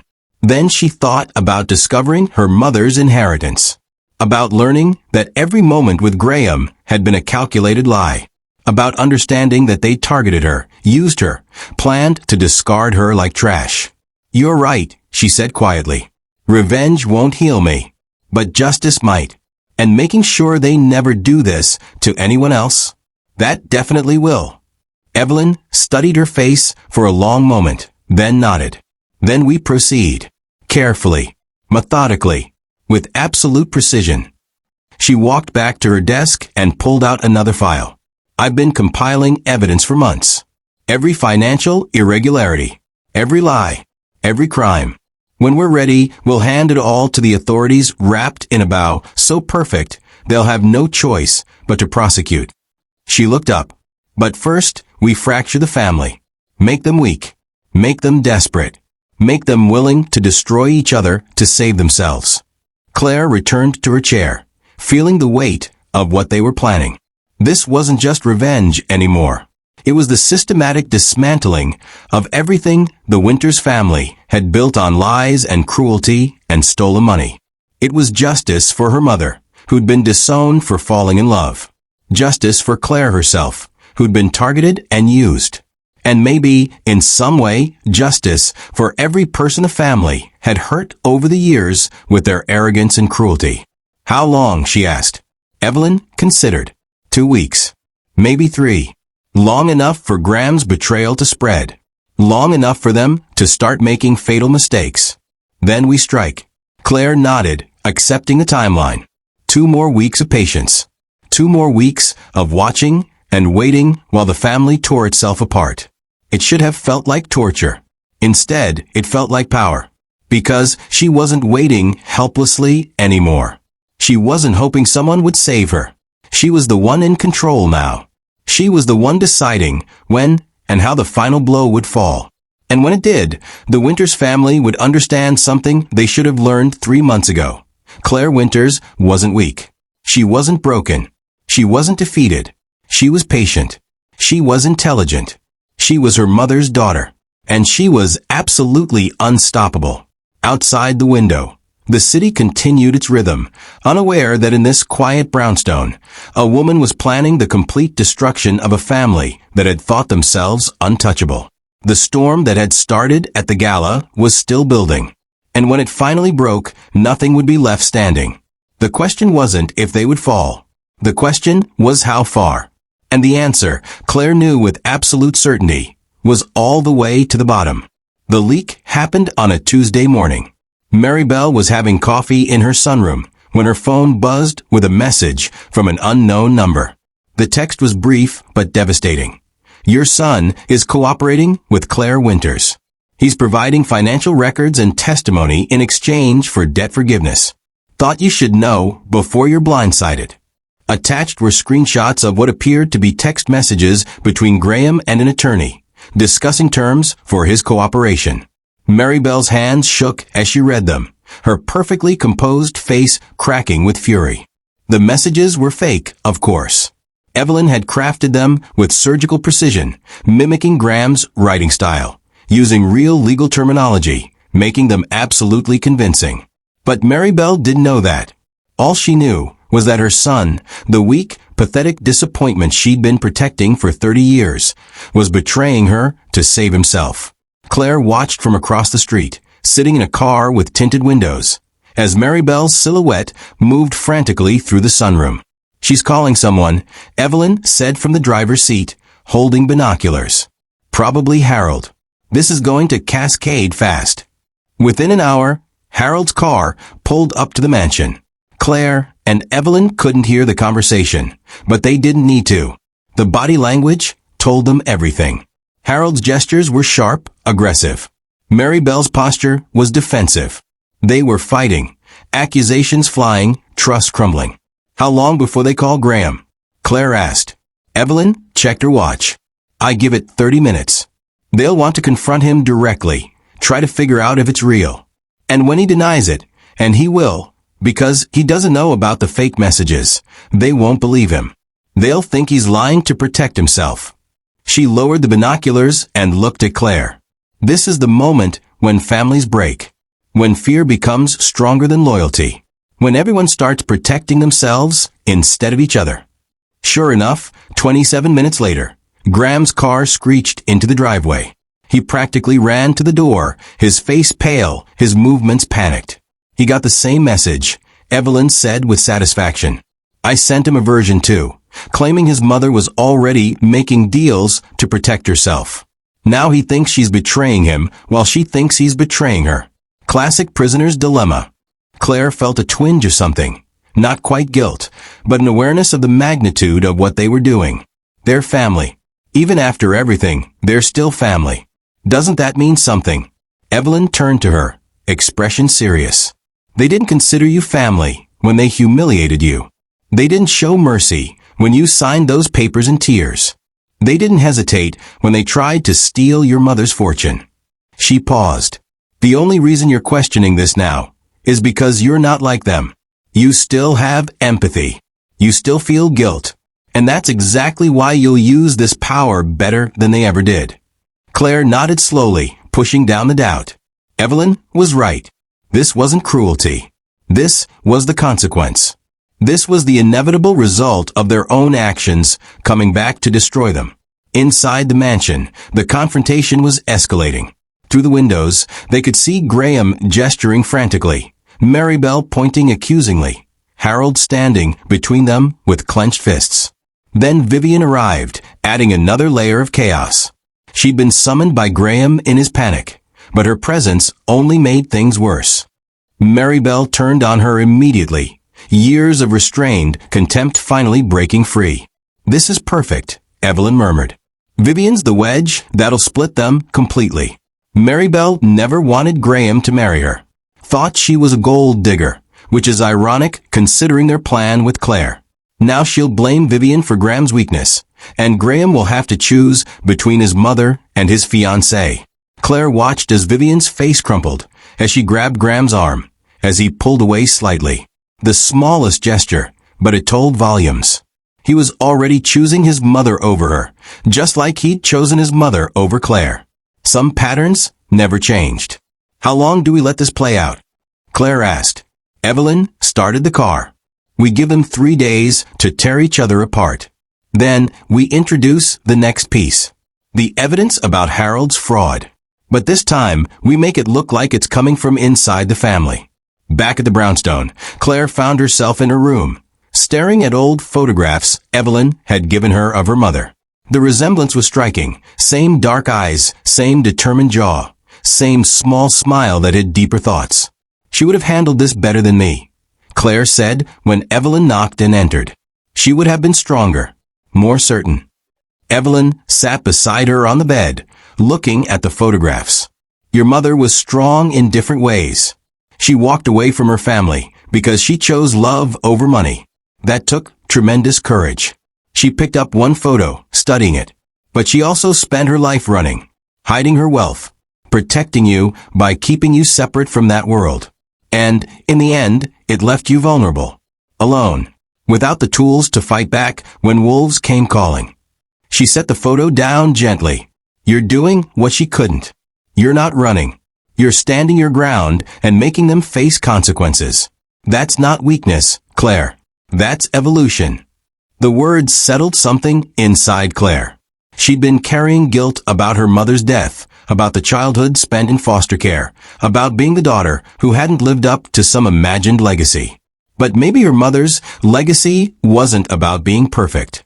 Maybe it was about surviving, about learning, about becoming strong enough to protect yourself and others from people who saw kindness as weakness. Tell me about the next phase, Claire said, setting aside the photographs. Evelyn pulled out her tablet. All business again. In 3 days, we leaked documents to a financial journalist, one who's been investigating corporate fraud for years. The documents will show Harold's company has been cooking books, hiding losses, inflating assets to maintain credit lines. But the leak will appear to come from someone with internal access. Someone like Maribel or Graham. She pulled up a mock email draft. The journalist will reach out to Harold for comment, and Harold will know immediately that the leak came from inside the family. He'll suspect Maribel first, since she has access to his financial records through their shared attorneys. The paranoia will be complete. And then, Claire asked, then Harold makes his own deal. He'll try to cut a plea agreement, probably throwing Maribel under the bus for the charity foundation fraud. Maribel will retaliate by revealing Graham's gambling debts and his deals with loan sharks. Graham will panic and try to save himself by giving up both parents. Evelyn's smile was cold. They'll destroy each other, trying to be the first one to cooperate with authorities. And by the time they realize they've been manipulated, it'll be too late. The evidence will be public. The investigations will be launched. And nothing they say about being tricked will matter, because the crimes are real. Claire absorbed this, understanding the brilliance of it. Evelyn hadn't invented crimes. She'd simply exposed ones that already existed, then orchestrated the timing so the family would tear itself apart in panic. What's my role in the next 3 days? Evelyn handed her a different folder. You're going to meet with Graham. He's been calling constantly, getting more desperate. You're going to agree to help him, or at least pretend you're considering it. You're going to ask him questions about his family's business dealings, about his mother's finances, about his father's company. He'll tell you everything because he's terrified and you're his only hope. The thought of sitting across from Graham, pretending concern while extracting information, made Claire's stomach turn. But she understood why it was necessary. He'll see through it. He'll know I'm using him. Evelyn shook her head. He'll see what he wants to see. A woman who still cares about him despite everything. A former wife who's conflicted about revenge. He'll convince himself that there's still something between you because that's the story that lets him sleep at night. She paused. And Claire, you need to let him believe it. You need to be kind, sympathetic, understanding, because the information he gives you will be the final nails in his family's coffin. Could she do that? Could she fake compassion for a man who'd betrayed her so completely? Claire thought about the woman she'd been 3 months ago, trusting, naive, desperate to be loved. That woman would have said no. That woman would have said it was too cruel, too manipulative. But that woman had signed divorce papers in tears while her husband watched without emotion. That woman had been destroyed for entertainment. That woman was gone. When do I meet him? Claire asked, her voice steady. Tomorrow. Neutral location. Coffee shop in the financial district. Public enough that he'll feel safe, private enough that he'll talk freely. Evelyn stood, heading for the door. Get some rest tonight. Tomorrow starts the final phase, and once it begins, it moves fast. Within a week, everything will be over. After she left, Claire sat alone with her thoughts. She tried to imagine what the end would look like. Graham in financial ruin. Mary Belle facing criminal charges. Harold in prison. The family was completely destroyed. It should have felt like victory. Instead, it felt like gravity. Inevitable, impersonal, just the natural consequence of the forces they'd set in motion. She thought about forgiveness. About mercy. About whether there was any path where she could walk away without finishing what she'd started. But every time she considered it, she remembered the sound of champagne hitting her shoulder. The laughter. The phones recorded her humiliation. Graham's cold eyes. Mary Belle's satisfied smile. And she knew there was no walking away. Not now. Not after everything. The next morning, Claire dressed carefully for her meeting with Graham. Nothing too expensive that would remind him of her inheritance. Nothing too casual that would suggest she'd moved on completely. She settled on simple elegance, a sweater, dark jeans, minimal makeup. The costume of a woman still healing, still uncertain. Marcus drove her to the coffee shop, parking where he could watch the entrance.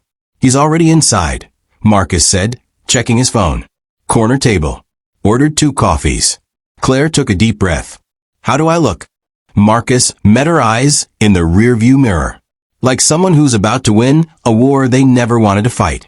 She stepped out of the car into the cold morning air. Through the coffee shop window, she could see Graham sitting exactly where Marcus said he'd be. He looked terrible, unshaven, hollow-eyed, wearing the same clothes he'd probably slept in. The golden boy who'd had everything was falling apart in real time. Claire pushed open the door and walked toward him. When Graham looked up and saw her, his face transformed with desperate hope. It was the look of a drowning man seeing a life preserver. And Claire, carrying the weight of everything she knew about what was coming, sat down across from him and smiled. Hello, Graham. You said you needed to talk. Outside, hidden in the car, Evelyn monitored the conversation through a small device Claire wore. Every word Graham said would be recorded. Every confession. Every desperate plea. Every piece of information about his family's crimes. He thought he was meeting his ex-wife for coffee. He had no idea he was providing testimony that would destroy everything his family had built. Have you ever watched someone dig their own grave while thinking they're building a ladder? That's what the next hour would be. Graham would talk. Claire would listen. And with every word, the walls would close in tighter around the Winters family until there was no escape left. The silent conspiracy was working perfectly. They turned the family against each other without throwing a single punch. Without making a single threat, just by exposing the truth and letting fear do the rest. And now, as Claire sat across from the man who'd betrayed her, pretending sympathy while gathering the final evidence needed to destroy him, she understood something profound. Revenge wasn't about anger. It wasn't about cruelty. It was about patience, about intelligence, about understanding human nature well enough to make people destroy themselves. Mary Belle had taught her that lesson in the worst possible way. And now Claire was about to show her just how well she'd learned it. The end was coming, and nothing could stop it now. Graham looked worse up close. Dark circles shadowed his eyes, and his hands trembled as he pushed one of the coffee cups toward Claire. Thank you for coming, he said, his voice hoarse. I wasn't sure you would. Claire wrapped her fingers around the warm cup, studying him with the detachment of a scientist observing a specimen. This was the man she'd loved. The man she believed would protect her. Now he just looked small and desperate and pathetic. You said it was urgent, she replied, keeping her tone neutral. Graham nodded frantically. It is. Everything's falling apart, Claire. My family, they think I'm working with you. Someone sent my mother fake messages, making it look like I'm cooperating, giving you information. He laughed bitterly. She doesn't believe me when I say I'm not. My father thinks I'm weak. Vivian's threatening to leave because she can't handle the pressure. And the people I owe money to. He looked up, fear naked in his eyes. They're done waiting. Claire sipped her coffee slowly, letting the silence stretch. She needed him to be nervous. I needed him talking without filters. How much time do you have? Graham's laugh was hollow. Days. Maybe a week if I'm lucky. They're not subtle people, Claire. They made it very clear what happens if I don't pay. He leaned forward, desperation rolling off him in waves. I know I don't deserve your help. I know what I did was unforgivable. But I'm begging you. Please. I'll do anything. Anything.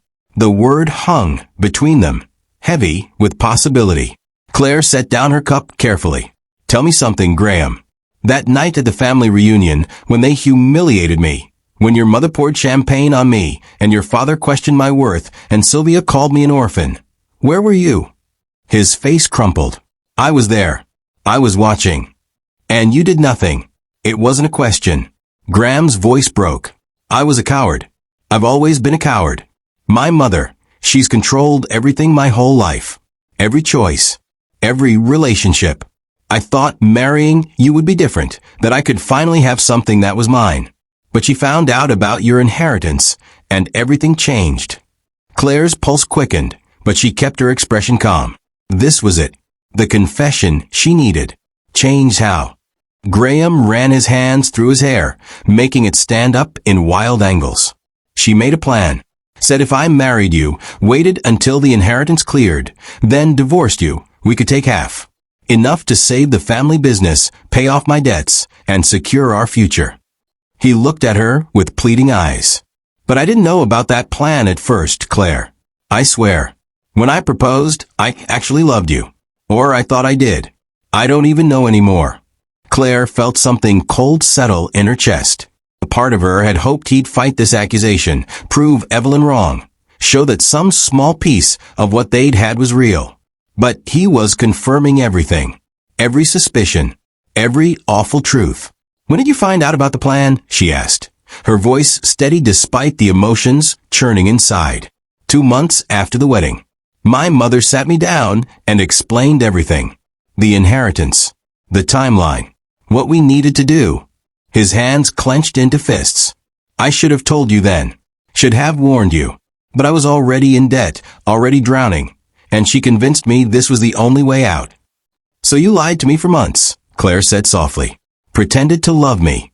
I planned my destruction. All while I believed we were building a life together. Graham's eyes filled with tears. I'm not asking you to forgive me. I know that's impossible. I'm just asking you to help me survive. And in exchange, I'll tell you everything. Every detail about my family's business. Every crime my father's committed. Every secret my mother's hiding. Everything. There it was. The offer Evelyn had predicted he'd make. The desperation that would turn him into a weapon against his own family. Claire should have felt triumphant. Instead, she felt tired. Your father's company, she said carefully. Tell me about the financial irregularities. Graham blinked, surprised by the specific question. How do you know about those? I know a lot of things, Graham. Answer the question. He glanced around the coffee shop nervously, then lowered his voice. He's been cooking the books for years. Inflating asset values to maintain credit lines. Hiding losses in subsidiary companies. Creating fake invoices to show revenue that doesn't exist. He leaned closer. If anyone actually audited the real numbers, the company would collapse overnight. He'd face criminal charges. Fraud. Maybe worse. Claire absorbed this, matching it against the documents Evelyn had already compiled. And your mother? The charity foundation. Graham's expression darkened. That's not charity. She uses it to move money around. Takes donations that are supposed to go to causes and redirects them to personal accounts. Pays for her lifestyle through the foundation so it looks like business expenses. He paused. She's been doing it for years, Claire. Millions of dollars. If the IRS ever looked closely, they are looking, Claire interrupted.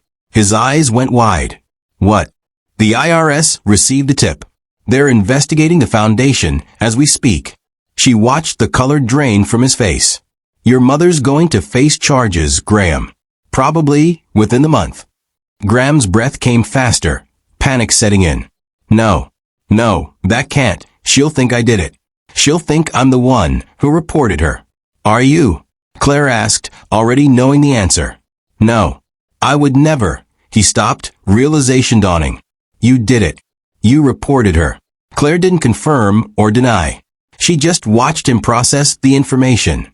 Watched him understand that his family's destruction was already in motion, and there was nothing he could do to stop it. Why are you telling me this? He asked, his voice small. Because I want you to understand something, Claire said, leaning forward. This isn't about you helping me anymore. This isn't about me needing information or evidence. I already have everything I need. The documents, the proof, the witnesses. Your family is finished, Graham, whether you cooperate or not. She paused, letting that sink in. The only question is whether you save yourself or go down with them. Have you ever watched someone realize they've been outplayed from the very beginning? That's what Claire saw in Graham's face. The slow, horrible understanding that every move he'd made had been anticipated. Every desperate play had been accounted for. He'd thought he was negotiating. He'd thought he still had cards to play. But he'd never had any power at all. What do you want from me? He whispered. Claire pulled out a folder from her bag and slid it across the table. Inside is a statement. It details everything you just told me and more. Your father's fraud. Your mother's embezzlement. The plan to steal my inheritance. Every crime you're aware of. She met his eyes. You're going to sign it. You're going to give it to the federal prosecutors who will be contacting you within 48 hours. And you're going to testify against your family when this goes to trial. Graham opened the folder with shaking hands. As he read, his face went from pale to gray. This is everything. If I sign this, they'll hate me forever. They'll disown me, destroy me. They already hate you, Claire said quietly. They already think you betrayed them. The messages I sent made sure of that. Right now, your mother thinks you're cooperating with me. Your father thinks you're weak and disloyal. Signing this document doesn't change their opinion of you. It just makes it official. She leaned back. But it does save you from criminal charges. The prosecutors will give you immunity in exchange for testimony. You'll lose your family, but you'll stay out of prison. And you'll be alive, which is more than you can say if those loan sharks catch up with you. Graham stared at the papers, tears streaming down his face now. I don't have a choice, do I? You always had choices, Claire said. You chose to lie to me. You chose to participate in your family's plan. You chose to stand there and watch while they destroyed me. These are just the consequences of those choices. She pulled out a pen and set it on the table. Sign the statement, Graham. Save yourself. It's the only smart move left. His hand trembled as he picked up the pen. For a long moment, he just held it, staring at the signature line. Then, with a sound that might have been a sob, he pressed pen to paper and signed his name.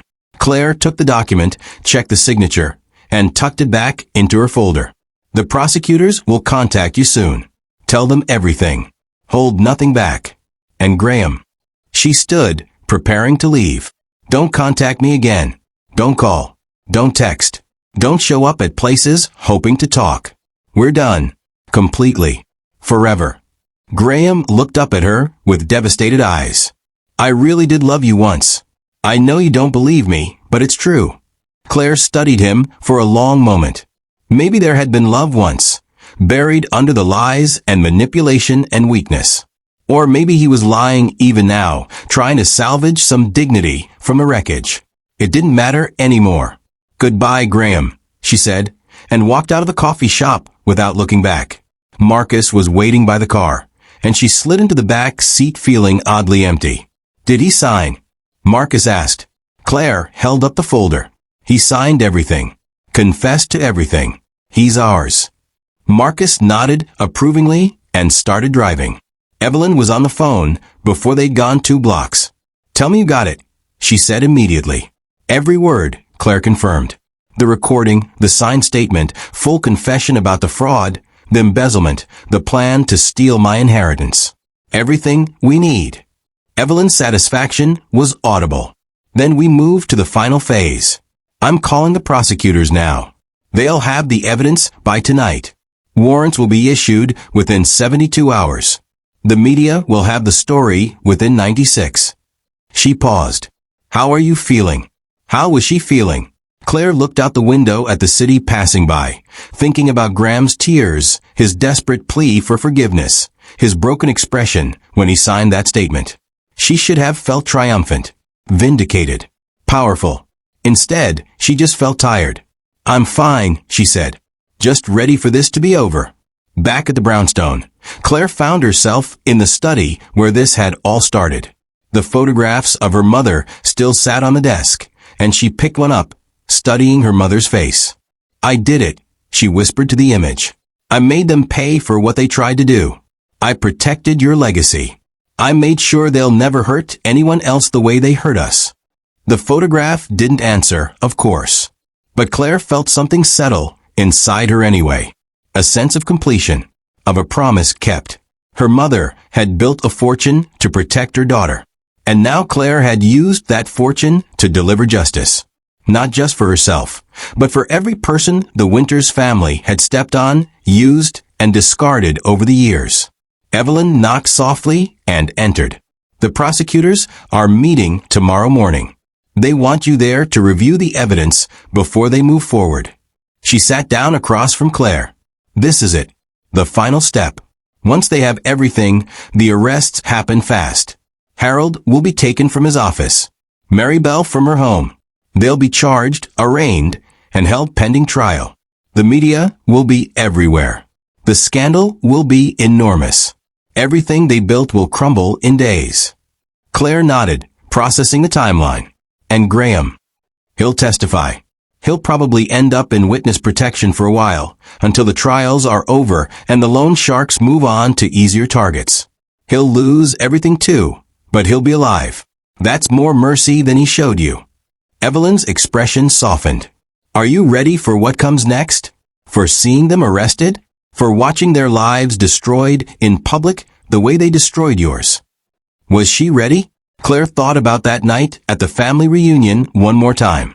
The champagne, the laughter, the signatures on divorce papers, the absolute conviction that she was worthless. Then she thought about Vivian's manipulations, about the years of fraud, about the charity money stolen from people who actually needed it, about every crime, every cruelty, every calculated act of destruction this family had committed. Yes, Claire said, and she meant it absolutely. I'm ready. Let's finish this. Evelyn smiled, fierce and proud. Then, tomorrow, we hand them everything. And by the end of the week, the Winters family will understand what it means to face consequences for their actions. Real consequences. The kind that doesn't go away. She stood, heading for the door. Get some rest tonight, Claire. Tomorrow, we will end them. After Evelyn left, Claire sat alone in the quiet study. Outside, the city moved through its evening rhythm. Thousands of people living their lives, unaware that tomorrow morning, prosecutors would receive evidence that would bring down one of the city's most prominent families. Unaware that a woman who'd been humiliated and discarded had spent 3 months carefully, methodically, building a case that would end careers, destroy legacies, and send people to prison. The first crack had appeared at the gala when Claire revealed herself. Then the family fractured when they turned on each other. Now comes the final break. The one that couldn't be repaired. The one that would shatter everything the Winters family had built on lies and stolen money and casual cruelty. And Claire, sitting in her study with her mother's photographs and Graham's signed confession, felt the weight of what was coming. Not guilt. Not anymore. Just the heavy certainty of gravity, of inevitable consequence, of justice that had been delayed but never denied. Tomorrow, it would all come crashing down, and she would be there to watch every second of it. The grand holiday gala was even more opulent than the first one. Crystal chandeliers dripped light across marble floors polished to mirrors. Ice sculptures melted slowly at the center of tables laden with food that cost more than most people's monthly rent. The city's elite had gathered in their finest clothes, their brightest jewels, their most practiced smiles. They came to see and be seen, to network and compete, to maintain the illusion that wealth made them untouchable. They had no idea they were about to witness the complete destruction of one of their own. Claire stood at the entrance with Evelyn beside her, both dressed in elegant simplicity that made them stand out against the excessive glamour surrounding them. "This is your moment," Evelyn said quietly. "Everything we built leads to this. Are you ready?" Claire took a deep breath, feeling the weight of the folder in her hands. Inside were documents that would end careers, destroy reputations, and send people to prison. 3 months of planning, 3 months of patience, 3 months of careful, strategic warfare. It all came down to the next hour. "I'm ready," Claire said, and stepped into the ballroom. The reaction was immediate. Conversations faltered. Eyes turned. Whispers spread like wildfire through the crowd. Claire Winters, the orphan they'd humiliated, the rejected wife they'd laughed at, the nobody they'd dismissed, was back. And she was walking straight toward the stage where Maribel stood giving the evening's welcome speech. Maribel saw her coming, and her smile froze, becoming a grimace of pure hatred barely masked by social grace. She tried to continue her speech, but the words stumbled, the crowd's attention shifting entirely to Claire's approach. "Ladies and gentlemen," Claire said, her voice carrying across the sudden silence with surprising strength. "I apologize for the interruption, but I have something to share that I think you'll find interesting." Maribel's face went white, then red. "This is a private event, Claire. You weren't invited." Claire smiled, calm and deadly. "Actually, I was invited. By the federal prosecutors who asked me to make a public statement before the arrest happened." She turned to address the crowd fully. "You see, some of you here tonight are about to witness something historic. The complete exposure of fraud, embezzlement, and conspiracy that's been hiding behind charity galas and family reputations for decades." The room erupted in whispers. Phones came out, recording every second. Claire had counted on that. The same phones that had recorded her humiliation would now record her vindication. "3 months ago, I stood in a room very much like this one," Claire continued, her voice steady and clear. "I was humiliated publicly by the Winters family. They mocked my background, questioned my worth, and forced me to sign divorce papers while hundreds of people laughed and recorded my pain." She paused, letting the memory settle over the crowd. Some faces showed shame now recognition. They'd been there. They'd participated.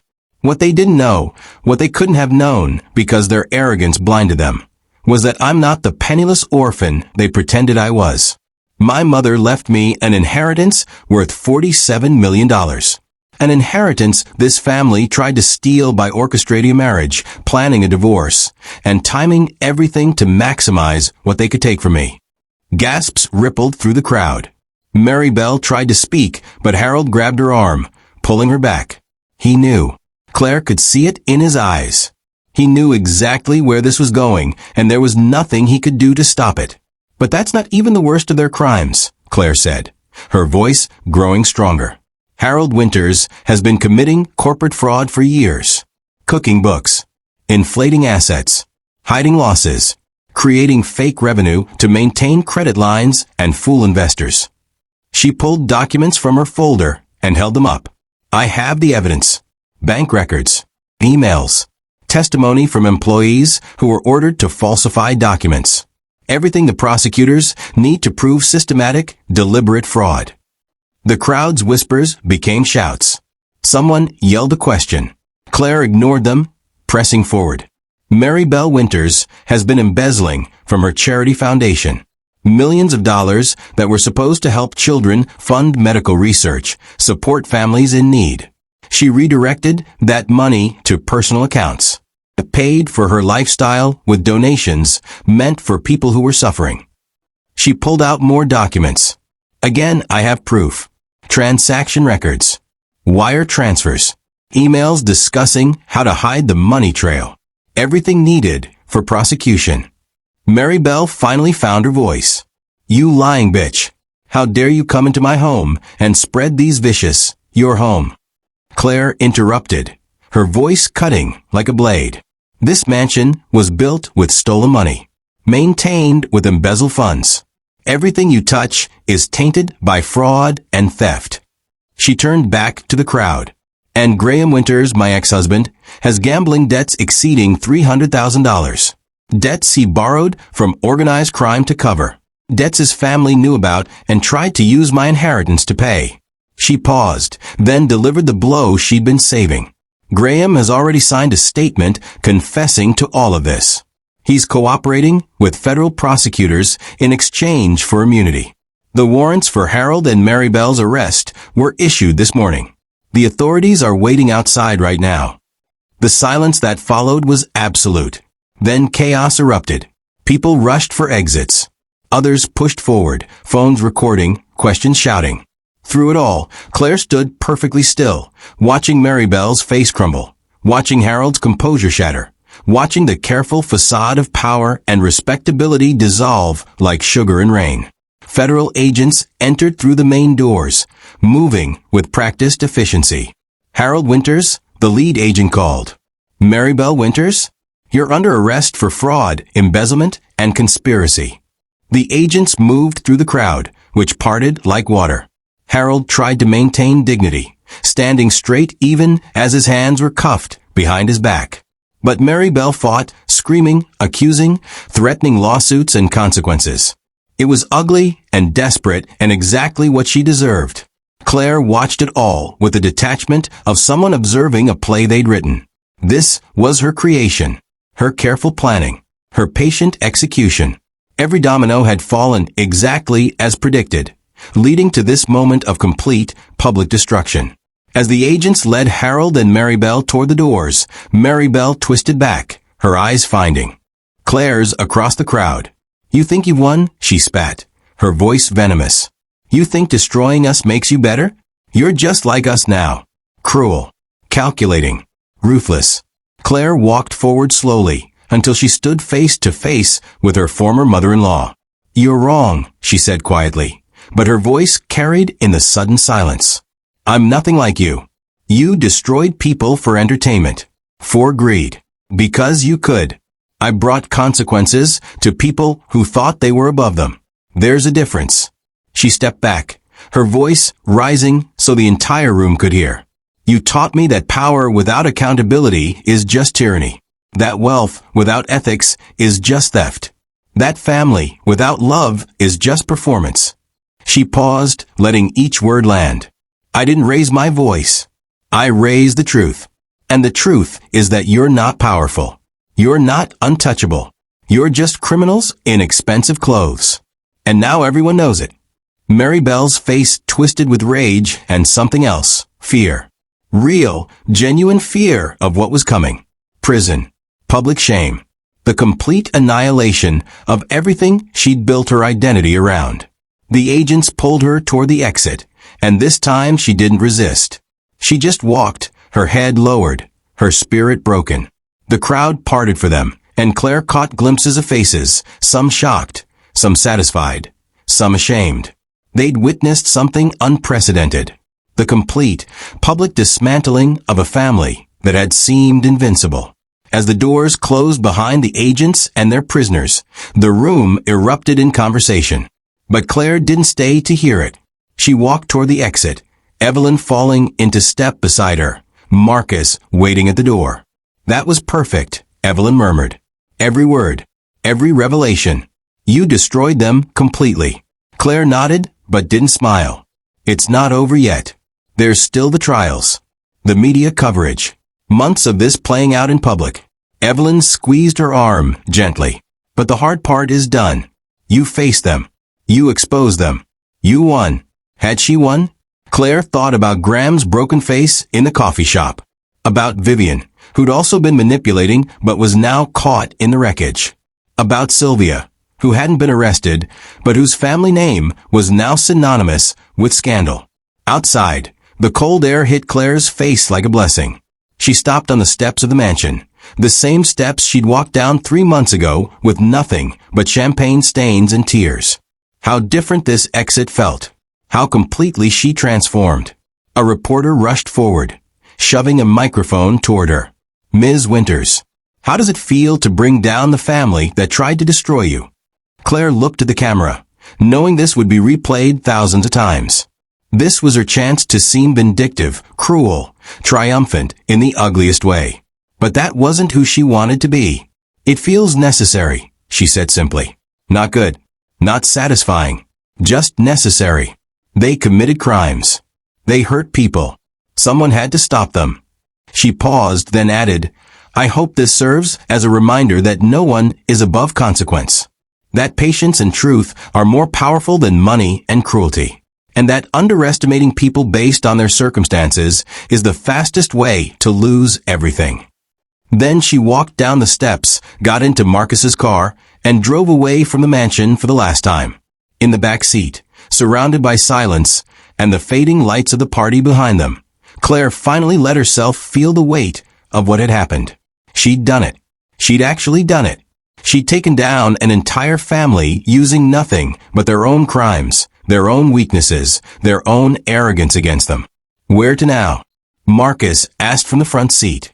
Claire thought about that. Where did someone go after orchestrating the complete destruction of their enemies? After spending months planning revenge, so comprehensive it would make headlines for years? Home, she said quietly. Take me home.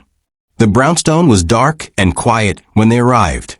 Evelyn had stayed behind to handle media inquiries and coordinate with the prosecutors. Claire was alone for the first time since the gala, and the silence felt heavy and strange.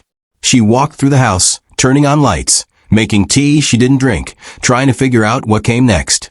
This had consumed her for 3 months. Every waking moment had been spent planning, strategizing, executing the perfect revenge. And now it is done. The arrests had been made. The family was destroyed. Justice had been served. So why did she feel so hollow? She sat in a study, surrounded by her mother's photographs and the documents that had ended the Winters family, and tried to understand her own emotions. Relief was there, definitely. Satisfaction too. The knowledge that they would face real consequences, that other people were protected from their cruelty, that justice had actually prevailed. But underneath all of that was something else. A kind of sadness that maybe revenge, even perfectly executed revenge, couldn't actually heal the wounds that made it necessary. The woman she'd been 3 months ago, naive, trusting, desperate to belong, was gone forever. That innocence couldn't be recovered. And the woman she'd become, strategic, calculating, capable of orchestrating someone's complete destruction, wasn't entirely comfortable either. She existed somewhere between those two versions of herself, and she wasn't sure yet who that person was. Her phone buzzed with a text from Evelyn. The media is going crazy. You're a hero to some, a villain to others. How are you holding up? Claire typed back, I'm fine. Just tired. We'll talk tomorrow. She set the phone down and picked up a photograph of her mother, studying the woman's face for answers she knew wouldn't come. Did I do the right thing? She whispered to the image. Was this what you would have wanted? The photograph didn't answer. But Claire thought about her mother's legacy. The money carefully saved and hidden to protect her daughter. The plans were made. The sacrifices endured. And she thought maybe her mother would understand, would approve, would recognize that sometimes protecting yourself means being willing to fight back. Would see that justice, even when it looks like revenge, still matters. Claire set down the photograph and stood, walking to the window. Outside, the city continued its endless rhythm, indifferent to the dramas playing out in mansions and courtrooms and quiet brownstones. Tomorrow, the trials will begin. The media circus would intensify. Her face would be everywhere, analyzed and debated and turned into a symbol of something she'd never intended to represent. But tonight, in this moment of stillness between the storm's fury and its aftermath, Claire Winters let herself simply exist. Not as a victim, not as an avenger, not as a billionaire or an orphan or a wronged wife. Just as a woman who had survived something terrible and found a way to make sure it never happened to anyone else. The question wasn't whether she'd won or lost. The question was what she would build with the life she'd reclaimed. And that answer, Claire knew, would take much longer than 3 months to discover. Outside her window, The city lights flickered like stars, each one representing someone's story, someone's struggle, someone's triumph or tragedy. And Claire, standing in her study with the evidence of her victory scattered around her, understood something profound. The public reckoning had happened. The Winters family was destroyed. Justice had been served. But the real reckoning, the one she'd have to face with herself, with who she'd become and what it had cost, was only just beginning. And that reckoning would be private, personal, and far more difficult than anything she'd faced so far. But she'd face it, just like she'd faced everything else.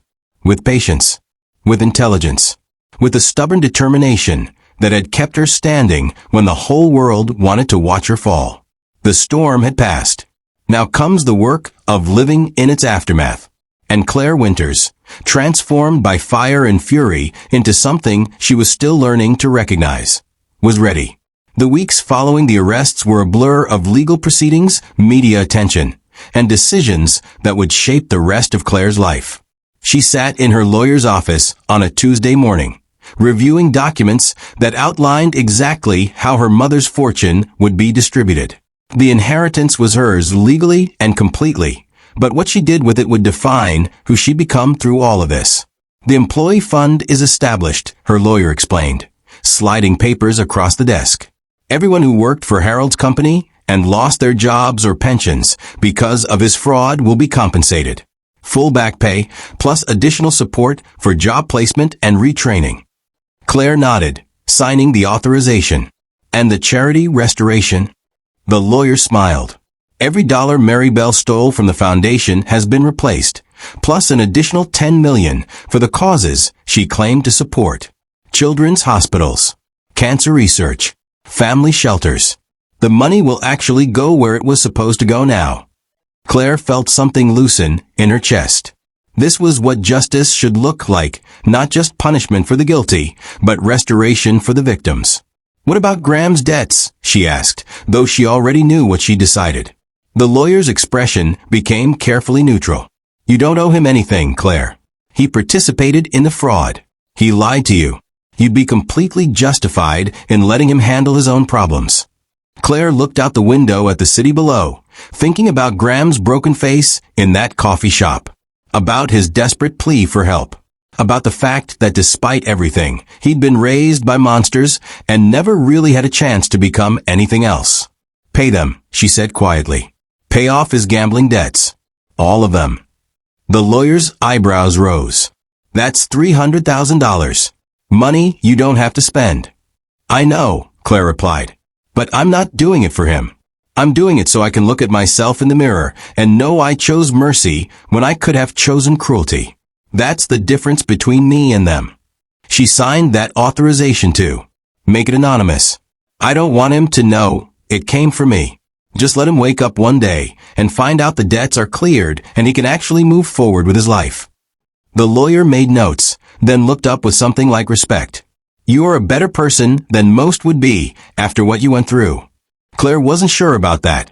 She'd spent 3 months orchestrating a family's destruction with precision that would have impressed a military general. She'd manipulated, calculated, and used people's weaknesses against them without hesitation. But she'd also made sure the consequences were proportional, that innocent people were protected, that the punishment fit the crimes. Maybe that balance was the best anyone could hope for. What's the status of the trials? She asked. The lawyer flipped through another file. Harold's looking at 15 to 20 years for corporate fraud. His attorneys are trying to negotiate a plea, but the evidence is overwhelming. Mary Bell's facing 10 to 15 for embezzlement and charity fraud. She's fighting it, claiming she was coerced by Harold. But the emails and transaction records make it clear she was an active, willing participant. He paused. Graham's testimony will be crucial for both cases. The prosecutors are using his cooperation as leverage to prevent either parent from getting lenient sentences. Claire absorbed this, imagining the family's Thanksgiving dinners for the next 2 decades. Broken, scattered, some in prison, some in witness protection, all of them marked forever by scandal. And Vivian? The lawyer's expression darkened. That's more complicated. Turns out she was running her own scheme, siphoning money from Graham's accounts, while also manipulating his investment decisions to benefit herself. The prosecutors are deciding whether to charge her separately or fold her crimes into the larger case. So everyone had been using everyone else. The whole family had been a nest of vipers, each one poisoning the others while pretending to be unified. Claire felt a strange kind of vindication hearing this. She hadn't destroyed a loving family. She'd exposed people who were already destroying each other, just more slowly. "I want to visit Harold," Claire said suddenly. The lawyer's pen stopped mid-note. "What? In prison? I want to visit him before the trial." Claire met his eyes. "I need to see him. I need to say something I couldn't say before." The lawyer looked deeply uncomfortable. "Claire, I have to advise against that. Anything you say to him could be used in court. It could complicate things legally." "I don't care," Claire said firmly. "Set it up. I'll be careful with my words. But I need to do this." The lawyer sighed but nodded. "I'll arrange it. But I'm going with you. And if the conversation goes anywhere legally dangerous, I'm ending it immediately." 2 days later, Claire sat across from Harold Winters in a prison visiting room. The man who'd questioned her worth in front of hundreds of people now wore an orange jumpsuit and had lost the arrogant confidence that had once defined him. He looked smaller somehow, diminished by circumstances he could no longer control. "I didn't think you'd come," Harold said, his voice lacking its former authority. "Most people would want to gloat." Claire studied him for a long moment. "I'm not here to gloat. I'm here because I need you to understand something." She leaned forward slightly. "When you and your family humiliated me, when you forced me to sign those papers while everyone laughed, you thought you were dealing with someone powerless. Someone who didn't matter. Someone you could use and discard without consequence." Harold's jaw tightened, but he didn't speak. "You were wrong," Claire continued. "Not because of the money, though that certainly helped. You were wrong because you confused kindness with weakness. You mistook patience for stupidity. You assumed that someone who'd been hurt couldn't learn to hurt back." She paused. "But here's what I came to tell you. I didn't do this because I'm cruel like you. I did this because you left me no choice. You targeted me. You planned to rob me. You destroyed me for entertainment. Everything that's happened since has been consequence, not revenge." Harold's eyes flickered with something, maybe understanding, maybe just resignation. "Does it matter?" he asked quietly. "Consequence or revenge, I'm still here. My life is still destroyed." "It matters," Claire said firmly. "Because revenge would have been excessive. Would have been cruel, just to be cruel. What I did was proportional. I exposed real crimes. Protected real victims. Make sure you can't hurt anyone else the way you hurt me." She stood, preparing to leave. "You're in prison because of your choices, Harold. Because you committed fraud. Because you stole from investors. Because you built your empire on lies. I just made sure those choices caught up with you." Harold looked up at her, and for the first time, she saw something like remorse in his eyes. "For what it's worth," he said quietly, "I'm sorry. For all of it. For what we did to you. For what we tried to do. You deserved better." Claire felt emotion tighten her throat, but kept her voice steady. "Yes, I did. And now you'll have years to think about that." She walked toward the door, then paused. "I paid Graham's debts. All of them. He won't be killed by loan sharks for the mistakes you taught him to make. That's mercy, Harold. That's what it looks like when someone has power, but chooses not to use it cruelly. Remember that in the years ahead." Then she left, not waiting for his response. Outside, the lawyer was waiting with a concerned expression. "How did it go?" Claire took a deep breath of fresh air, feeling lighter somehow. "It went exactly how it needed to. I said what I needed to say. Now I can move forward." The next stop was the children's hospital her mother's foundation was now properly funding. Claire had asked to visit anonymously, but the director insisted on giving her a tour. "Because of your donation, we can expand the cancer ward," the director explained, walking her through bright hallways decorated with children's artwork. "We can hire more specialists. Offer treatments we couldn't afford before. You're saving lives, Ms. Winters. Literally saving lives." They stopped outside a playroom where children with 4 poles and bald heads from chemotherapy were laughing and playing games. Claire watched through the window, thinking about Maribel's expensive lifestyle funded by money that should have been helping these kids. My mother would have wanted this, Claire said softly. She believed money should do good in the world, should help people who need it. The director smiled warmly. Well, her daughter is making that belief a reality.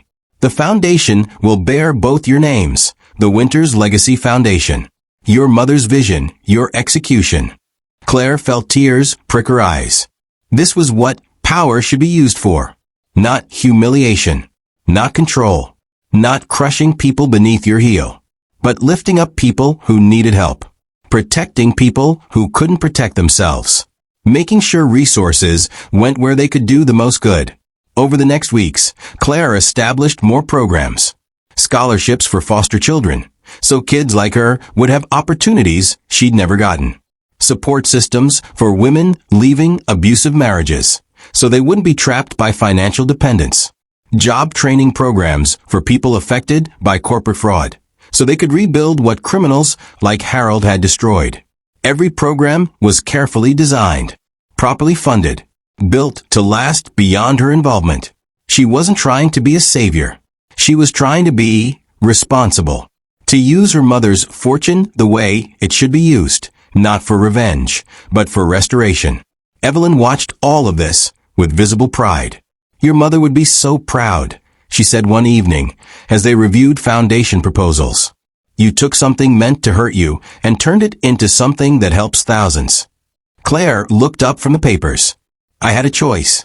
I could hoard the money, use it selfishly, become another version of the people who tried to steal it. Or I could honor my mother's memory by doing what she would have done. She paused. It's not about being better than them. It's about being true to who I actually am, underneath all the pain and anger. Evelyn reached across and squeezed her hand. And who is that? Claire thought about the question. 3 months ago, she would have said she was nobody. An orphan, a rejected wife, powerless. Now, I'm someone who survived, Claire said slowly. Someone who learned that patience and intelligence are more powerful than cruelty and money. Someone who discovered that the best revenge is living well and helping others do the same. The media coverage shifted over time. At first, she'd been portrayed as both hero and villain, a woman seeking justice or a calculating manipulator destroying a family. But as her charitable work became public, as people saw what she was doing with her inheritance, the narrative changed. She became a symbol of something larger, of holding the powerful accountable, of using resources ethically, of transforming pain into purpose. Claire didn't read most of the articles, didn't watch the news segments analyzing her choices. She was too busy actually doing the work, making sure every dollar was spent wisely, every program was effective, every person helped actually get what they needed. But she couldn't completely avoid the attention. One morning, a letter arrived at the brownstone. The handwriting was shaky but legible. Grams. Claire almost threw it away without reading. Then curiosity got the better of her and she opened it. Claire, I don't expect forgiveness. I don't deserve it. But I need you to know that I understand now what I did to you. What my family did. The prosecutor showed me the recordings from the reunion, and I watched myself stand there while you were destroyed. I watched myself participate in your humiliation, and I was ashamed in a way I've never experienced before. The letter continued. I know you pay my debts. My lawyer told me it was anonymous, but I knew it was you. No one else would have that kind of mercy for someone who deserved none. Thank you. Not just for the money, but for showing me what actual strength looks like. What actual power does. You could have let me die. Instead, you gave me a chance to become someone different. I'm going to try to deserve that chance. The letter ended. I'll testify at the trials. I'll tell the complete truth about everything. It's the least I can do. And then I'm going to disappear for a while. Try to figure out who Graham Winters is when he's not his mother's puppet or his family's legacy. Maybe I'll never figure it out. But I owe it to myself to try. And I owe it to you to at least attempt to become someone who wouldn't have hurt you in the first place. Thank you for the mercy I didn't deserve. Thank you for being strong enough to show me what I should have been. Graham. Claire read the letter twice, then carefully folded it and put away. She didn't forgive him. Not entirely. Maybe not ever. But she accepted his acknowledgement. Accepted that he was trying, however imperfectly, to become better. And that was enough. That night, sitting in her study with her mother's photographs and the foundation paperwork and letters from people whose lives had been changed by her programs, Claire felt something she hadn't felt in months. Peace. Not happiness exactly. Not the simple joy of someone whose life had been easy, but the deeper, more complex peace of someone who had faced terrible things and found a way through, who had been given power and used it responsibly, who had chosen mercy when cruelty would have been easier. She thought about Maribel's words at the arrest, "You're just like us now." But Maribel had been wrong. Claire wasn't like them. She'd been tested by the same temptations, power, money, the ability to hurt people who'd hurt her, and she'd chosen differently. Not because she was better or stronger or more moral, but because she'd remembered, even in her darkest moments, that the person she became mattered more than the revenge she achieved. Have you ever had to choose between becoming the monster who hurt you or staying true to who you are? It's the hardest choice there is. Claire had made that choice, and she'd chosen herself. Not the broken version the Winters family had tried to create. Not the vengeful version that could have emerged, but the version that honored her mother's memory, protected vulnerable people, and used power as a tool for justice rather than cruelty. The trials would continue. The media attention would eventually fade. Years from now, people might forget the details of this scandal, but Claire would remember, would carry the lessons learned through fire and fury and careful, patient warfare. And those lessons would shape every choice she made for the rest of her life. The moral victory wasn't in the arrests or the confessions or the public humiliation of people who'd wronged her. The moral victory was in the woman she'd chosen to become despite it all. Strong but not cruel. Powerful but not tyrannical. Wealthy but not selfish. That was the victory that actually mattered. And that was the victory she'd carry forward into whatever came next. 6 months had passed since the night that changed everything. Claire stood at the window of her new office overlooking the city, watching the sun rise over buildings that had once seemed like towers of impossible wealth and power. Now they were just buildings, just glass and steel, and the dreams of people trying to make their way in a complicated world. The Winters Legacy Foundation occupied the entire 10th floor of this building, and every morning when Claire arrived, she felt her mother's presence in the work they were doing. The final trial verdict came through, Evelyn said, entering with her tablet and 2 cups of coffee. She handed one to Claire and pulled up the news article. Harold is 18 years old. Maribel got 12. Both are appealing, but the prosecutors say the evidence is too solid for the sentences to be reduced. Claire read the article silently, studying the photographs of Harold and Maribel being led from the courthouse. They looked older now, diminished by months of legal battles and the reality of their convictions. She felt no triumph looking at those images, just a quiet sense of completion. Graham testified yesterday. Evelyn continued. Final day of his cooperation agreement. The prosecutor said his testimony was crucial in securing both convictions. She paused. He's entering witness protection next week. New identity. New city. Fresh start. Claire nodded slowly. I hope he uses it well. I hope he becomes the person he wrote about in that letter. She set down her coffee and turned from the window. But that's his journey now, not mine. Evelyn smiled, the expression warm and proud.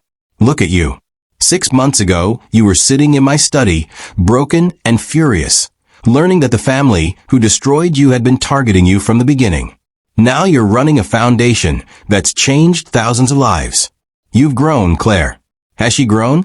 Claire thought about the woman who'd signed divorce papers with trembling hands. The woman who'd walked out of that mansion believing she was nothing. That woman felt like a stranger now, someone she'd known in another lifetime. I survived, Claire said simply. And then I decided what kind of person I wanted to be with that survival. That's not growth exactly. That's the choice. Evelyn's eyes sparkled with understanding. Choice is the most powerful form of growth there is.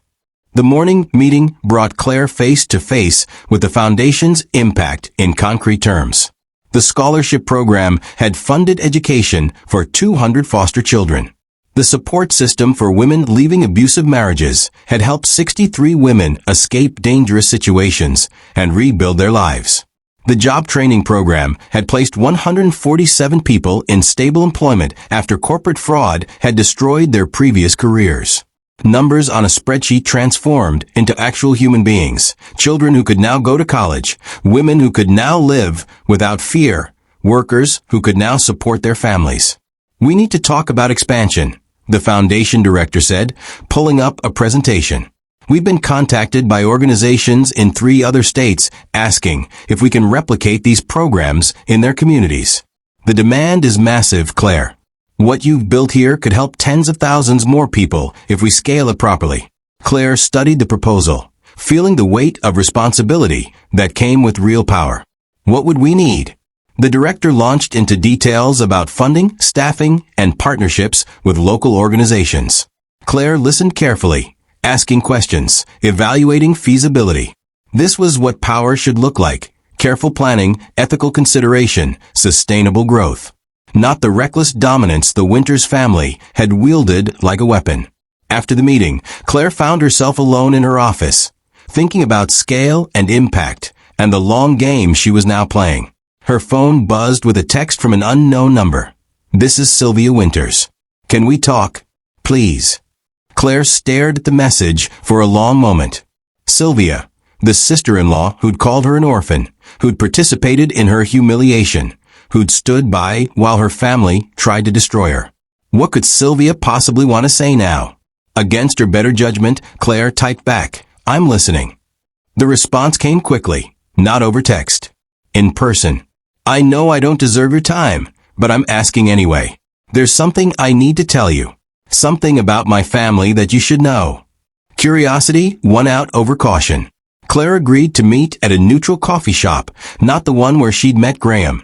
Somewhere new, without those memories. Sylvia arrived looking nothing like the polished, diamond-draped woman from the reunion. She wore simple clothes, minimal makeup, and carried herself with something that almost looked like humility.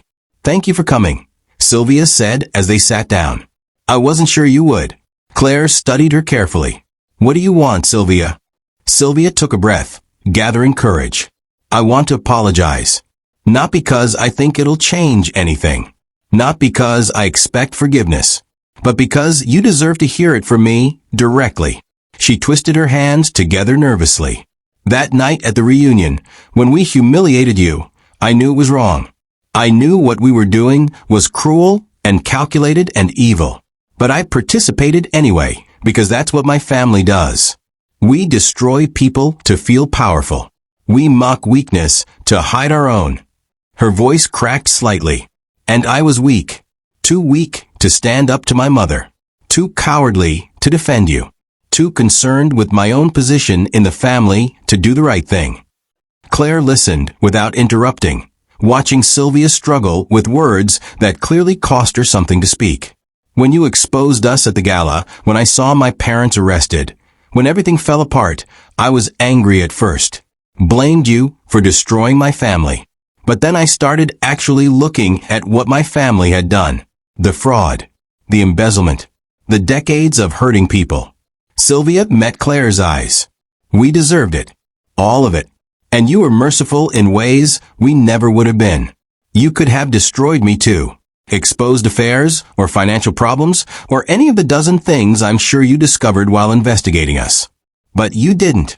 You focused on the actual criminals and let the rest of us live with our shame privately." She paused. "Why? Why show me mercy when I showed you none?" Claire considered the question. "Because you didn't commit crimes. You were cruel, yes. You participated in my humiliation.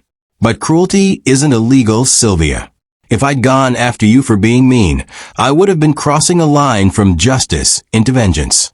And I didn't want to become the kind of person who destroys people just because I can. Sylvia's eyes filled with tears. I don't deserve that distinction. But thank you for making it anyway. She wiped her eyes quickly. I'm leaving the country. Starting over somewhere new with my daughter. My husband and I are divorcing. Turns out we were both miserable, just too proud to admit it. I'm taking the opportunity to build a different kind of life. She pulled an envelope from her bag. This is for your foundation. It's not much. Most of my money is tied up in the divorce. But it's something. A gesture. An attempt to do some good with resources that came from a family that did mostly harm. Claire opened the envelope and found a check for $50,000. Not a fortune, but clearly a significant amount for Sylvia, given her circumstances. You don't have to do this, Claire said. I know, but I want to. I need to. It's part of how I'm trying to become someone different. Sylvia stood, preparing to leave. I don't expect us to be friends. I don't expect forgiveness. But I wanted you to know that what you did, holding my family accountable, using your power responsibly, showing mercy where it wasn't earned, it changed me. Made me look at myself and realize I'd been living a lie my whole life. She paused at the door. You're extraordinary, Claire. Not because of the money or the revenge or the victory, but because you stayed human through all of it. You could have become a monster. Instead, you became a builder. That's the real lesson here. After Sylvia left, Claire sat with the check and the conversation, processing this unexpected development. How many people had been changed by what happened? Not just the obvious ones. Harold in prison, Mary Bell facing consequences, Graham in witness protection. But the peripheral ones. Sylvia finds courage to leave an unhappy marriage. Employees getting second chances. Foster children getting scholarships. Women escaping abuse. The ripples extended far beyond what Claire could see or measure. She thought about the question Evelyn had asked weeks ago. Does it matter if it was consequence or revenge? Now Claire knew the answer. It mattered enormously. Consequence created change. Revenge just created more pain. Consequence held people accountable while offering paths forward. Revenge trapped everyone in cycles of retaliation. Consequences could transform communities. Revenge only transformed individuals, usually for the worse. By choosing consequence over revenge, by using her power to restore rather than destroy, Claire had started something bigger than herself. Something that would outlast the scandal, outlast the trials, outlast even her own lifetime if the foundation was built properly. That night, Claire returned to the brownstone where this journey had truly begun. Evelyn was waiting with dinner and wine and the comfortable silence of family that had been forged through a crisis. I saw Sylvia today, Claire said as they ate. She apologized. Donated to the foundation. Said she's leaving the country to start over. Evelyn raised her eyebrows. How did that feel? Claire thought about it. Strange. Good. Like closure I didn't know I needed. She's not evil, Evelyn. None of them were. Not really. They were just people who'd learned the wrong lessons about power and worth. Who'd been raised in a system that rewarded cruelty and punished empathy. Does that excuse what they did to you? Evelyn asked quietly. No, Claire said firmly. Understanding isn't an excuse. They still made choices. It still hurts people. Still deserve consequences. But understanding helps me let go of the anger.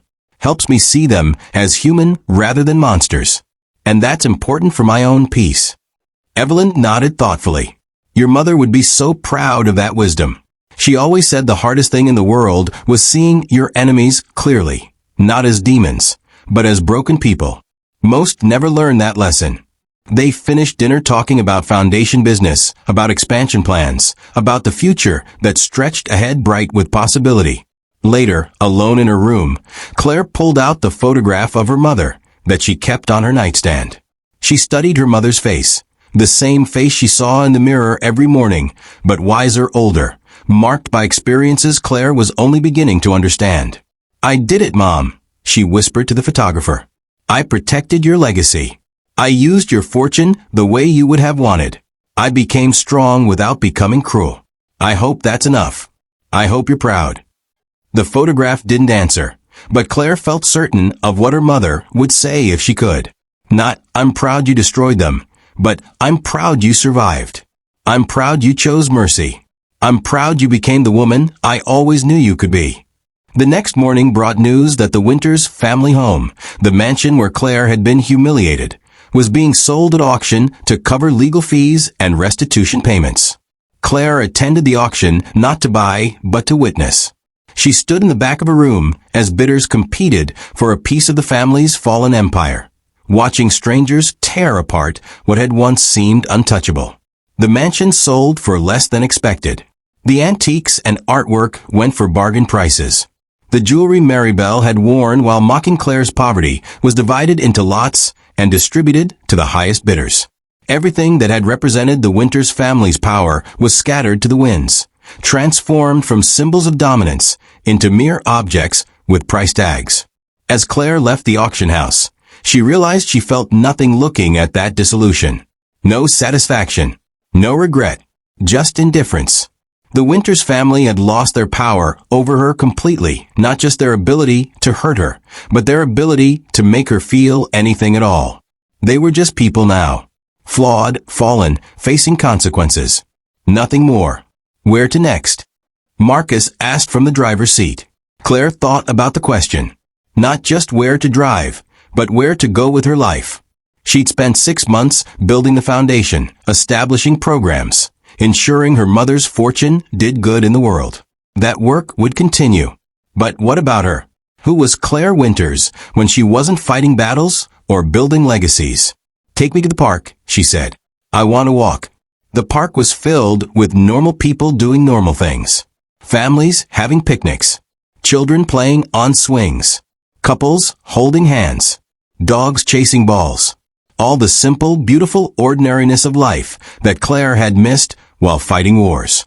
She walked slowly along the paths, letting the normalcy wash over her, reminding herself that this was what she'd fought for. Not revenge, not victory, but the right to live a life that wasn't defined by other people's cruelty. The right to be ordinary. A little girl ran past chasing a butterfly, her laughter pure and unself-conscious. Her mother called out, "Be careful," but smiled as she watched her daughter play. Claire stopped walking and just watched them, feeling something shift inside her chest. This is what she wanted. Not more battles. Not more justice campaigns. Just peace. Quiet.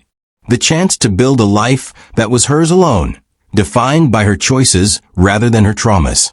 She pulled out her phone and called Evelyn. "I'm taking a vacation," Claire announced. 2 weeks. Somewhere quiet. Somewhere no one knows who I am or what I've done.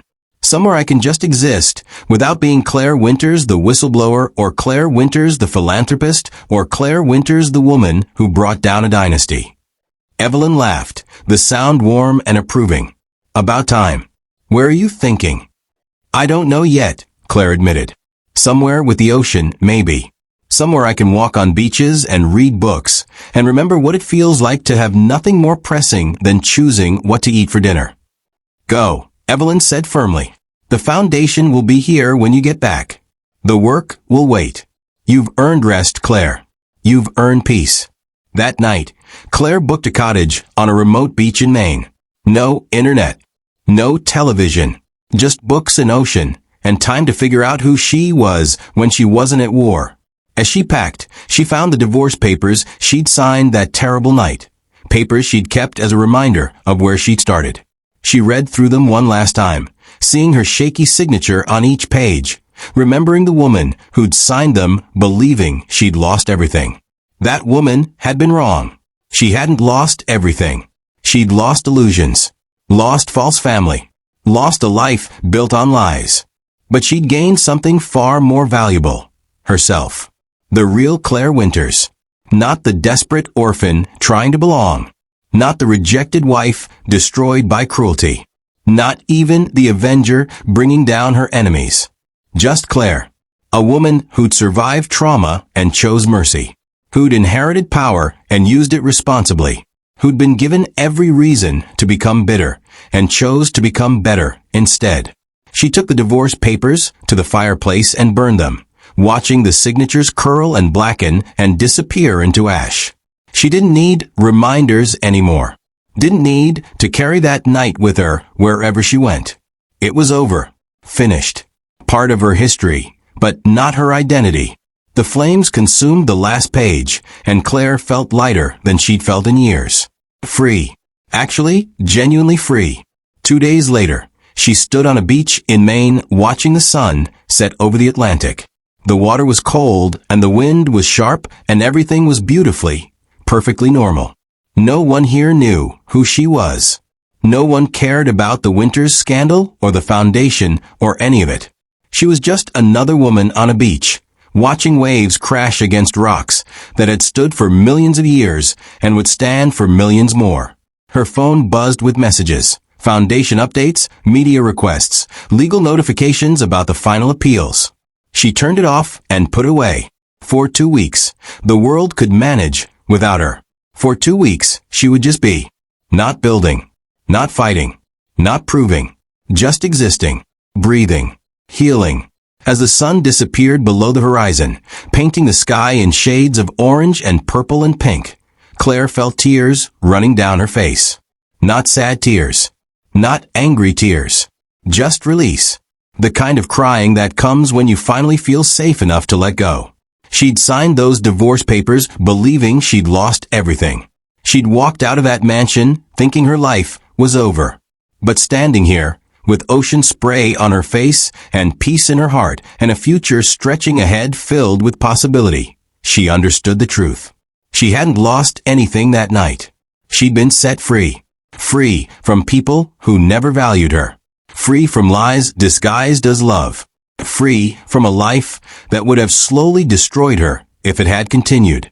Everything that happened after, the inheritance, the revenge, the foundation, the transformation, was just Claire learning to use that freedom.